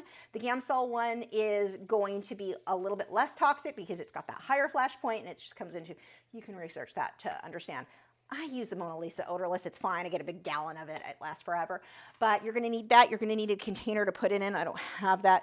The supply list is over on my website, so you got direct links to everything I recommend. Brushes, you can actually get these really cheap. Like these, Amazon has these. They're like kind of like a synthetic hog hair. They don't even have a name of what type they are. They're just a little bit more stiff. These, you'll want flats and rounds. And then I also like the... I have a lot of Tack Lumber brushes or the synthetic hog hair. A bunch of filberts and rounds. Again, that's listed on my, well, it should be listed on my website. The brushes aren't as clear. Palette. What I started with, you can just get a piece of cardboard, wrap it in tin foil. There's your palette. You have to throw it out every time, so it's not the most economical way. You know, it's going to be a bit more wasteful. I love using a glass palette that sits inside of, it's like a big Tupperware. It's the Masterson's palette, but you can start tinfoil on an old plate, a pie tin, tinfoil, I mean, you can technically get away with that to start with.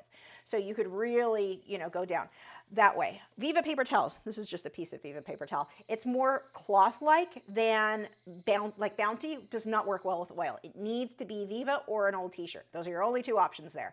There is no, people will be like, oh, an old shop, those blue shop, what are they? Rag type, not rags, because rags would be, they're still not good. The shop rags actually aren't good all around. T-shirt, Viva paper towel. Those are your options.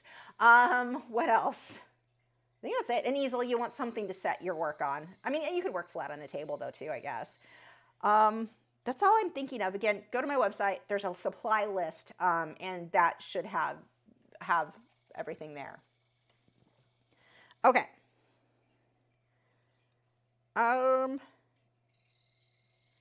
Red Metal said, when using mineral spirits, is it best to do it every, oh, that just jumped, hold on. Is it best to do it every 2 layers, or should I just do it a couple of times for the art project? Depends on what you're doing. I mean, I didn't even use odorless mineral spirits on this one. Do you need to smooth something out?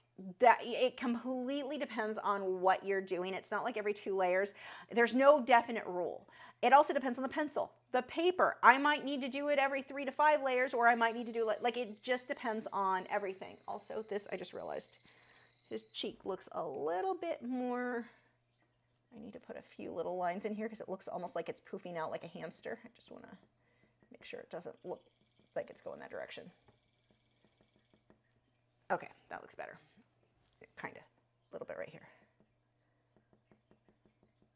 It's supposed to be lighter, but it's not supposed to look poofed out. Sometimes when you haven't looked at something in a minute, and you look back, you're like, oh, that doesn't look how I wanted it to. Anyway, fixed. There's no hard rule on this many layers before OMS. It depends on what I'm doing. Usually it's like 3 to 5 layers where it's good layers, and then I'll blend, and then another 3 to 5 layers, and then I'll blend. But it depends. The paper, if the paper has more tooth and I'm using a pencil that's a softer lead and that blends really well and like lays down fast, like the Derwent Luminant, or I'm sorry, Derwent Light Fast, then I might not need that many layers. I might only need 2 layers before I blend. There's so many factors. It just depends on what it is you're doing. But let's say you blend. Let's say you put your colored pencil down and you blend with OMS and not a lot happens. That right there just lets you know you needed more layers. You didn't ruin anything. You're just kind of wasting a little bit of time. So just let it dry and then put more layers. If nothing has happened with OMS, that is your general rule. Some random art viewer person said that is definitely not Nick. Wait, some random art viewer person, that is definitely not Nick. Oh my God. Hi. I see what you did here. Hi, do you have a Patreon channel? If so, can you tell me about it, please? Oh my God, I'm going to die. I can, not Nick. So if you are new and you have not heard about this, for as little as $6 a month, you get access to all of my longer channels. I have over 400 available. I'm already jumping ahead. Heck, there could be 500 at this point. I haven't counted lately. There are over 400 available, and instantly when you sign up, everything from colored pencil, acrylic painting, oil painting, charcoal. Gosh, I could keep going. The list is pretty long. There's a long list of supplies or mediums that I work in. And they're your 1 to 2, 3, 4, sometimes 5-hour-long lessons. So I walk you through step by step, brushstroke by brushstroke, show you how I paint so that you can apply those techniques to, well, you can follow along with that project, but you can also apply those techniques to your own artwork. Again, little as $6 a month. And there are more tiers, so it depends on what rewards you want. But at $6 a month, you get every single video. Every single one. I do not break that up by like only the top tiers get this. Y'all, you get all the videos. So the other tiers just have like more reference photos or mini prints sent each month. So it just depends on what you're looking. Oh, I need to get caught up on those. So there we go. That is my Patreon channels. If you want to improve your artwork, check that out. Patreon.com/Lachri, and you can cancel anytime. So if you sign up and you're like, meh, not loving this, cancel. You're gonna love it though. Like, how could you not? Also, they changed it, so now when you sign up, let's say you sign up today, let's say you sign up on the 31st, you don't get charged again until the next 31st. It used to be you got charged again on the first of the month, so you don't have to wait till the first of the month to sign up anymore. Sign up whenever you want, you get charged that. Don't sign up through your Apple apps though. Apple is adding 30%. So like I may charge $6, Apple's like, oh, if you buy it through our app, you're gonna pay an extra 30%. Apple doesn't deserve, wow, greedy much. Sign up through the website. Just go to patreon.com/Lachri. I don't even use the Patreon app, like at all. I don't know if I even have it on my phone. I just use the browser on my phone. I don't know if I ever, I downloaded it, but I got a new phone. I don't know if I ever added it to this one. And that was like 3 years ago. Like that's how little I use the app. Just their browser is how I prefer to use it. And then you're not paying the Apple extra 30% fee because no, Apple, you didn't do the work. Well, I mean, you made the app kind of, but you make money off the phone. So we can argue that. Okay. I don't even know if the Apple app is good because I don't use Apple products. Because they charge you an extra 30% just to use the app. So crazy. Okay, let's see. Red Metal said, when using... Okay, wait, I got that one.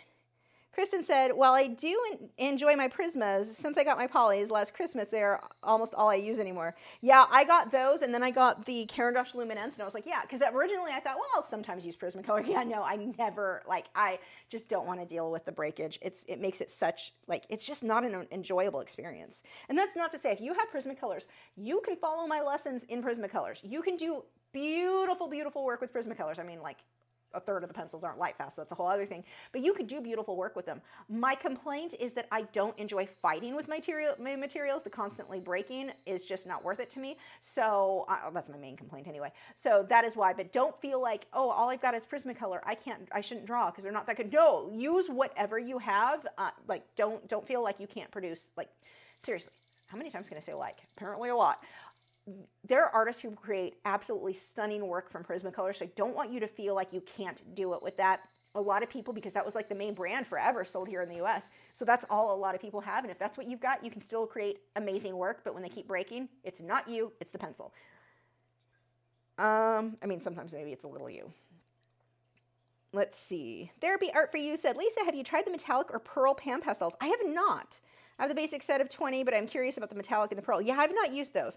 I don't use, like, typically I don't use metallic type colors, but lately I've been using gold, either gold from the Liquitex Basics or the gold, like I have some canvases from Fredericks. They don't make them like that anymore, but they used to make them where they had like a gold gesso or primer or whatever.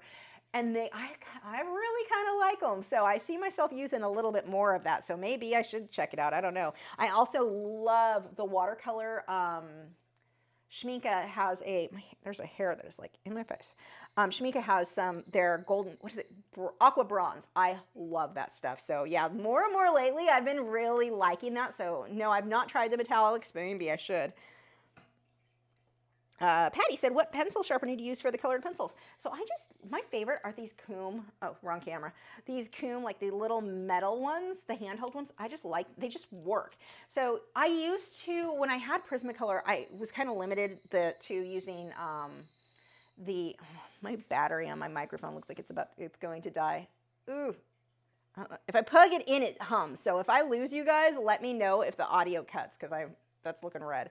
I may have to plug that in, and we may have to deal with a little bit of a buzz. But anyway, I don't know why that didn't charge all the way. Moving on. Problem for future, Lisa. What was the question? Oh, pencil sharpeners. So I used to use electric sharpeners exclusively because of Prismacolor. Electric sharpeners mostly worked better with Prismas, getting them to not break. But then I had one that I loved. It was like an X-Acto one. It was kind of expensive, but I liked it. I got a replacement. I don't remember what happened with that one. I don't know if it got dull or whatever, but I got a replacement. The replacement had tons of issues, didn't work right. And I was like, I'm not spending more money on this. And I kept grabbing these cheapy little Coom sharpeners, and they just worked. And I don't use Prisma anymore, so hand sharpening is better. Plus, the thing that I like about hand sharpening this versus an electric eraser, I'm sorry, electric sharpener, the electric sharpener, you're gonna burn through your pencils faster. I don't know what economy you're living in, but I can't afford that crap. So I don't burn through them as fast. So that's what I'm going with. Let's see. What are your thoughts? Art by MC said, Art by MB, I can't talk, said, what are your thoughts on an artist bridge or maul stick? Do you like being directly on the artwork better? I like my hand on the artwork when possible, but I do have, actually it's currently on my bearded dragon tank. I do have a maul stick.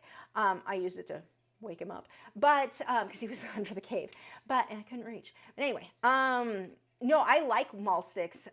I usually just use them for oil painting if like the whole thing is wet, but I'd rather rest my hand flat. That's just more comfortable for me. But no, maul sticks are great. And if you're not familiar with what it is, I will grab this. It's just a stick, and you can do anything. You can get like a broomstick, an old stick from the yard. I don't know, use whatever. But it's a long stick, and you're just gonna rest it. So like, here's your canvas. You can rest it against that. So you can rest your hand here, and now you've got a steady hand. So it's really long. And they're very inexpensive. I don't know, it's like $10 or something. It's not expensive. That one's aluminum, so it's lightweight, and it's got a little ball in the end. So yeah, no, they work fine. I definitely prefer my hand to be flat though, myself. The only time I ever use it is oil painting because I can't put something flat on the wet paint. Let's see. Francis Rose said, what are the best colors to use for an underpainting in acrylic or oil if you don't want a somber looking image? Doesn't matter, because it matters what colors go on top. Most people, if they're doing an underpainting, they usually will use like burnt sienna or raw umber. Those are common colors. You can do an underpainting in black and white. It just really matters what colors go over it, because it's not going to necessarily have that kind of somber look if the colors it doesn't, the underpainting is just not that. The underpainting makes it easier because you kind of map out your lights and your darks, and usually it depends on the painting style, because some painting styles you're going to intentionally let that base color show through. But most of the time when you see people paint that way with oils or acrylics, they're covering it. It ends up being all covered. So it doesn't really matter. It's just how the future colors on top are what's going to make the difference there, not the underpainting color. Unicorn Art said, how do you deal with the odor of oil paints? I want to work in oils, but I can't stand the smell. Try different oil paints. There is usually, so the worst part of the smell is not normally the oil paints, with one exception. Weber's Per Malba, their oil paints smell horrible. And sometimes when a paint uses too much like a real cadmium, sometimes those have a bad smell to them. But like normally when you get into your non-toxic colors, like the Winsor & Newton, my Grumbacher, who else do I have over there? There was another one that I can't think of off the top of my head. But none of those have a strong smell at all.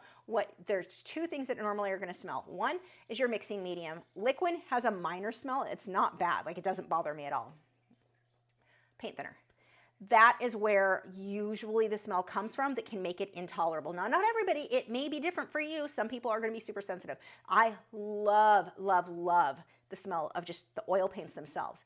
The problem that I had, and I had to make it so that no students could bring in supplies that have ever even been used with different, it had to be Mona Lisa odorless mineral spirits or Gamsol. Gamsol, is that the one I'm thinking of? I may be saying the wrong word. Hold on. I haven't used it in a while, so I forget names of things. But I think I've got a bottle in here, an empty bottle. Who is it? It's an odorless mineral spirits, the one that's less toxic. I don't see the bottle. Did I throw it away? I might have. That would have been stupid because I use it for photos, which means I shouldn't have thrown it away. Not there. Oh, here it is. So this one, Gamsol, yeah, Gamblin's Gamsol. So this one, or Mona Lisa odorless mineral spirits, there's the front, there. Those, no smell at all. But I had students that had brought different types of the Bob Ross one, or stuff they got at the hardware store, different paint thinners, white spirits, was that what it was? There were other ones that were even marked as being odorless, and they were not. And the smell, instant headache. And what was bad is some of those students had for years used those, and so they were using it to clean their paintbrushes. And I remember one person had like an old fishing toolbox that they brought all their paintbrushes in. They opened that up, and they didn't even use that paint thinner in my class because I didn't allow it because the smell was so strong. It was so bad. It was so bad just opening that box and brushes that like months before had been cleaned with that. They still smelled. That's the most common bad smell that you're going to get, is using the wrong paint thinner. Mona Lisa odorless or Gamsol. Those are just those two. And that's not to say that they're completely, like, you don't want to be huffing that. Like, when I'm not using it, I put a lid on it and I'm fine. But, and I wouldn't like have my birds in the room with any kind of oil paint. Well, I don't even have them in the room with acrylics. Any fumes are bad for birds, but those are not going to be a problem. But God, the other ones, and I have had students bring just about everything you can imagine over the years, because I started teaching in 98, 90, I think in 99, a very long time ago. I'm old, I know, but over the years, I have had students bring just about everything, and the only two I could stand are the Mona Lisa odorless or the Gamsol. That's it. Anything, like anything else, it's so bad. And the only oil paints that I've ever experienced that really smell bad were the Weber's Per Malba, which is not really a common oil paint. Now, they're white and they're black, no problem. The green, the red, oh dear God, those stunk. I really did not like those. I even tried an old Smart Art box. They sent it because it's like non-toxic lavender paint thinner. Oh, that was bad. And the same thing, the brush forever smelled bad. The paintbrush that I used it in, it took forever. God, I may have thrown that brush out. But even my palette that I mixed the paint thinner with, it smelled so bad I mean, we are talking months and months and months to dissipate. That smell was so bad. I couldn't use it. So yeah, usually the paint thinner is where the worst of the odor comes from with oils. And if you're using these, you don't smell, I mean, there's a minor smell with the oils, but it's a nice, I love the smell. I love walking into the studio and smelling oil paint. It just smells good to me. And I'm not one of those people who are like, oh, I love the smell of gasoline. I'm not one of you freaks. I'm a different type of freak. I like oil paint, but it's not that bad. It's, again, see if that, Ideally, see if you can go to a class, because obviously you're not going to want to waste, you know, a bunch of money if you don't like even the smell, the basic smell of oil paints that I don't think smell bad. See if you know someone who uses what I was talking about and if that bothers you or not. But again, it has to be, those are the only two paint thinners I've ever used that I could tolerate. So that's hopefully hopeful.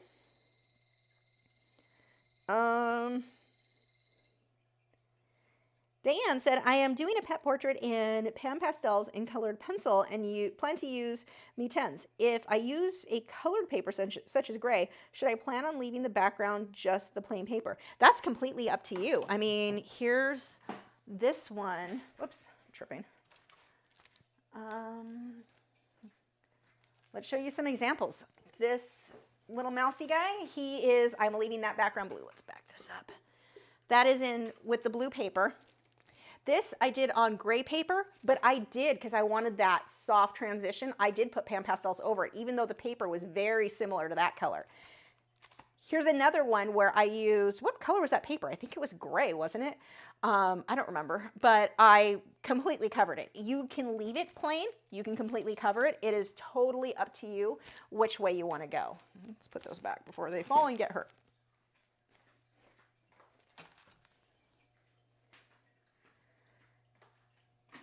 Oof.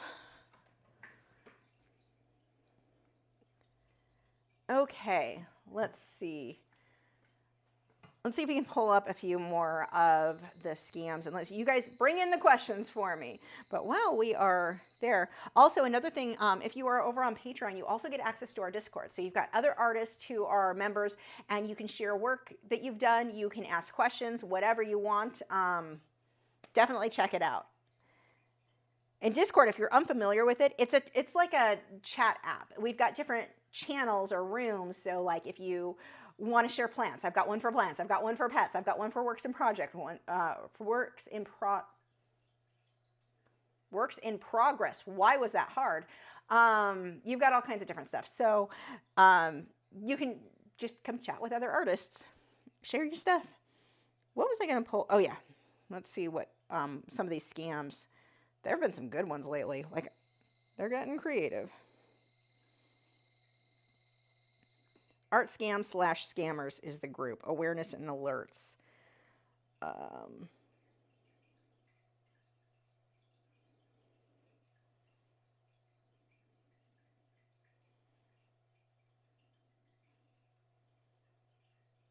Yeah, here's one. Somebody posts anything you post, you'll get comments. Do you still got this for sale? ... exclamation point. That person's not going to buy crap. Like, and that's the thing too, when people are like reaching out wanting to buy everything you made, that's not how buyers go, like how it works when somebody wants to buy something. A normal conversation, if somebody does reach out to me and doesn't just go straight to my website, but they like see something I do and they want to buy it, they ask if it's available for sale and how much. They don't call it art. They say painting or drawing. When they don't care what the price is, scam, because they're not going to pay you. So why would they care about the price? Like that's a very common thing. You can also, when you ask them, one of the things I see people do all the time on the scams is ask them, okay, yeah, give me your address and I'll get you shipping costs. And it'll be like an address you look it up and it's an apartment complex with no number, but you look up their profile and they don't even live in that state or they don't live in that country. Like it's very easy to spot. You're going to be a detective.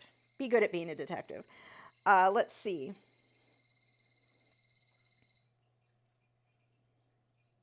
I like this one. They asked, they wanted to buy something. I don't know what the first post was. She just posted the end of the conversation. I can do PayPal. Her response, the artist said, it's via invoice only. If you send over your address, email address, and telephone number, the invoice will come through shortly. Just click pay now and choose your preferred method option from there. They said, what are the payment options? She said, debit, credit, and clear pay. The scammer said, I'm asking because I don't have a card to pay online. What are you doing? Then you're not shopping online. Like obviously. And she says, can't buy it then, sadly. I'm familiar with all your PayPal scams, so you won't get anywhere here. Everyone has a card. But that was a good one too. We're like, oh, I can only do this because I don't have a card. Like it's, let's see.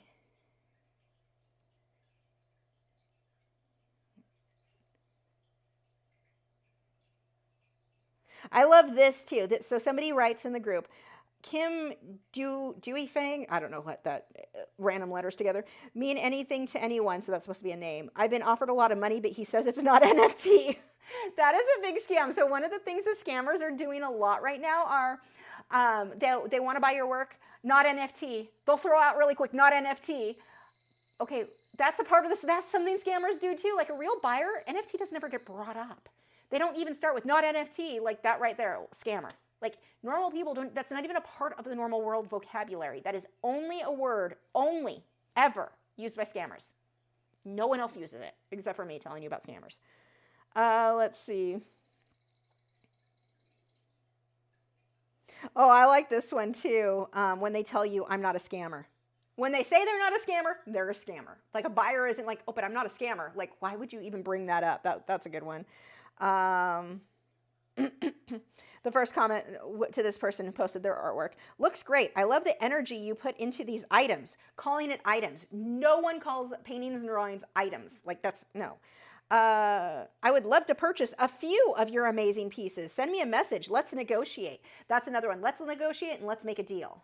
And that they want to buy multiples. That isn't normal. No, not normal. This person obviously knew it. And so she says, I only sell through exhibitions or my Etsy shop. Unfortunately, there's too many scammers on Facebook and Instagram these days. Response, well, I'm not a scammer.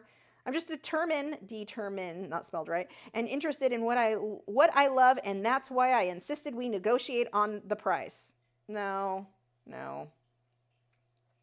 Another one, this person actually wrote a good post. See, join this group, seriously.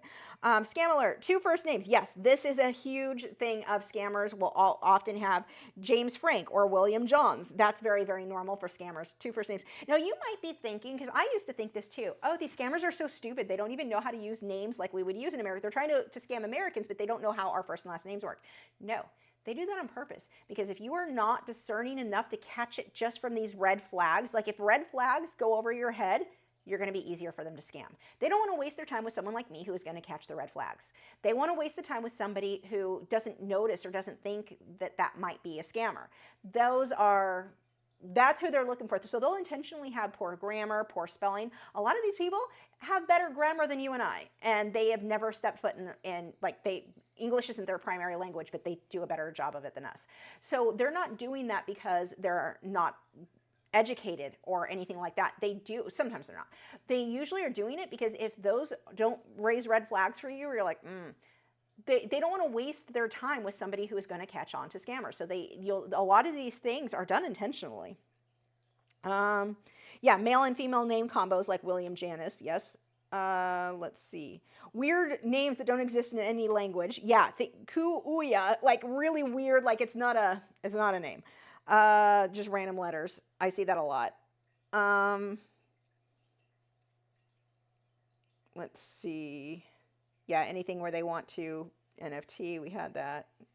Okay, let's see. This one, I mentioned this last week, but being that we're talking about scammers, definitely watch this with Etsy. And then another thing I want to talk about Etsy afterwards. Actually, I'll talk about that now because I'm remembering and I'll come back to this. So one of the things I'm seeing people tell other people, and they mean well, but they're telling people, if you are going to shop on Etsy this year for Christmas gifts, don't immediately just add to cart and buy directly from Etsy. Go to that person's about page and see if they have a personal website. If they have a personal website, you can go and buy directly from them. The sentiment is good. I understand that. That way you're not giving part of your money to Etsy. It's going straight. Just everything goes to the artist, so they're not taking a cut. Here's the problem with that. There are scammers on Etsy. And if you're going off platform to make a purchase, you don't know if you're getting that item. You don't know. I mean, maybe you can kind of sift through and figure out if the person is a legitimate person, but you have to be very careful, because when you don't, there is protection in buying from Etsy. And if you don't know the buyer, now I buy from artists' websites all the time, but it's only artists that I'm familiar with and I know that I'm going to get what I paid for. And I mean, you've got some safety if you're paying with PayPal in general, but yeah, but not completely, because let's say it's a custom item. Let's say you bought something that's a handmade item and they tell PayPal, let's say you don't get the item. All they have to do is tell PayPal, oh, it was a custom item. PayPal's out. They're like, nope, your buyer protection does not count anymore. So you want, I don't like this. I understand where they're going with it. And yeah, I would rather you buy, well, I don't sell on Etsy, but obviously I want I don't want to give a cut of that money to Etsy, so I'd rather you buy from me off my website. I understand that. But be careful. There are so many scams. That's one thing that I do like about Etsy and eBay. You're a little bit more protected as a buyer than as a seller. Sellers get screwed all the time on both those platforms. But as a buyer, be very careful of that message going out, because you might not get that item at all ever if you buy directly from, because unless you're certain, you can determine if the website is real, if the seller is real, if it's somebody you know, and that would be the exception, is you know that artist, you've bought from them before, or if they're like really well known, yeah, okay, it may be safe to go to their website. But you may also get spoofs. Let's say somebody makes a fake Lachri item, because I don't sell on Etsy anymore. Let's say they make a fake Lachri thing and they send you to a fake Lachri website. You think you're buying from me, but you're not, because they took you off platform. Lachri.com, by the way. That's where you go to get my stuff. But there are just so many scams out there. I'm not comfortable with it, and this is why it's so important to build a reputation for yourself, and why I think making videos is good, even if it's just like little reels and stuff for Instagram, where people get to know you, they feel more comfortable to make that purchase with you, they can see you're a real person and not that scammer. Not that scammers can't make videos, but it helps. So yeah, watch that one. But the other one that's happening a lot on Etsy right now is for sellers. They're getting messages that say, hello dear seller, congratulations, your item has been purchased, order number blah blah blah, the order has been paid for, we estimate the delivery will take approximately, and it's weird, your order has been, you sold your item and here's the estimated delivery. No, wait, why are you giving all this? So these are those red flags we were talking about, where you're like, why would there be estimated delivery? Delivery comes from me, not from you. What? There's always these red flags, but kindly acknowledge this notification at your earliest convenience and click here to accept the purchase or whatever. Yeah, guidelines, blah, blah, blah. Click here for the next part of this. So they want you to click that account. So you're either going to get hacked, or they're going to tell you need to give them money. One of the two is going to happen there, probably both. So watch that scam. Do not click links. Don't, unless you know who it comes from. You know who shared the link. And even then, like, I would rather go to, like, if you want to buy something from me, instead of going to the link, you can just go to Lachri.com and you know it's safe. You know it's the original website. When you're buying stuff, watch that with a lot of this stuff. But yeah, that one makes the person think, oh, I sold something, I must click this to find more information. Facebook, oh my God, Facebook pages. If you've got an art page, Facebook's one of the worst with scammers, and the worst part about that is there's no way that Facebook's algorithm can't detect this, but they don't care. They don't want to lose users. If Facebook got rid of all of the scammers that they know are scam accounts, because you and I, it's the same wording on everything. It would be very easy for Facebook to just automatically flag anything like that from a scammer. It's because it's always the same. Their algorithm can do algorithm can do this. They don't want to, because if they lose all of their scammers off that platform, I don't know how many millions of scammers are using Facebook, but they lose that, their market share drops, because it looks like to their corporate overlords that they lost a bunch of users, that there aren't as many users, and then they can't sell advertisements for as much. If they can't sell the advertisements, the people who own, or the corporate investors and such, are going to be mad that they're not making as much money on ads, because they believe, and that's one of the problems with running ads on Facebook. Half those ads are going to scammers. You run an ad about your product, your art stuff, half of those are going, well, maybe not half, I don't know the actual statistics, but a large portion of that are being shown to scammers who would never buy anything anyway, because the user number that Facebook is giving people, a lot of them are just scammers, not real users. Facebook knows. They will never do anything about it. They may occasionally delete something, but you'll have the same scam going over and over and over again. I'll watch the same account. Never gets, no matter how much you report it, it continuously is running, no problem. Facebook, and even if they got rid of that one, the person's just going to make a new one, and Facebook doesn't care, because it shows as numbers. They're padding their numbers, basically, so that investors think that they've got more users, because they don't want to see that they're bleeding users. It's really the older generations that we're still using Facebook, unfortunately. Younger generations don't really use it anymore, but they need it to look like they have more users in order to make more money. If the real numbers of real users came out, people would be freaking out, like the investors and the advertisers. I did try running ads, if you're ever wondering if it's worth it to run ads on Facebook. No, it is not. Well, no, it can be. In order to make it worth it, you need to be paying like $15,000 a month on ads, $5,000 a month on ads. If you're like, oh, I'm going to throw $30 and run an ad. I'm going to boost this post. It's not going to do any good. You're throwing money out the window. It doesn't do well until you scale to a certain amount, and then those ads are super beneficial. You can do really well if you've got that money to invest in the first place. But if you're just throwing $50, $30 here, don't bother. It's not going to work. And you have to keep in mind that you may even put, like, I only want to advertise to those in the US. Still, it's sending it to accounts in India. Still, it's sending it to people who are not going to be interested in that content. So, yeah, Facebook is really, Facebook does not do anything to protect you from scammers. They do not care.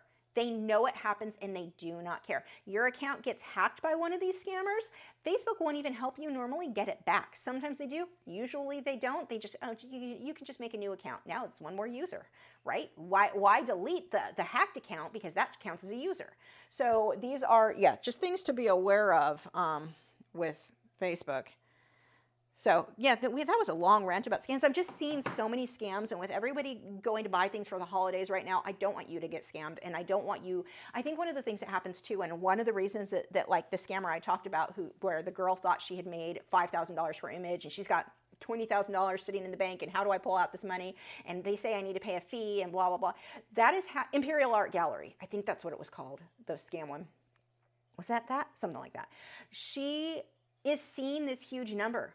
Any one of us, we see $20,000 and you're automatically like, oh my God, I could pay so many bills with that. I could do so much money with $20,000.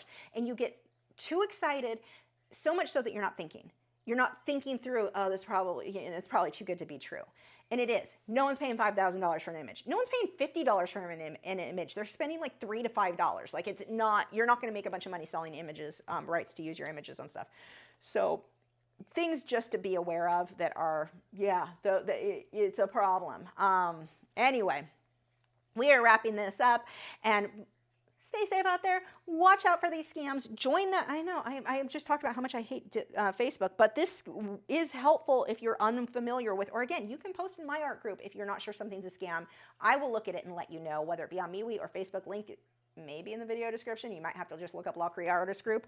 I don't know what I do anymore. But it's called Art Scams Scammers. Or I think I can actually put, can you guys, wait, it's not in focus. You can't see, but that's what the main image looks like with the pencils. So definitely check that out if you're not, like if you're questioning if something's scammy, or like I said, you can post to me.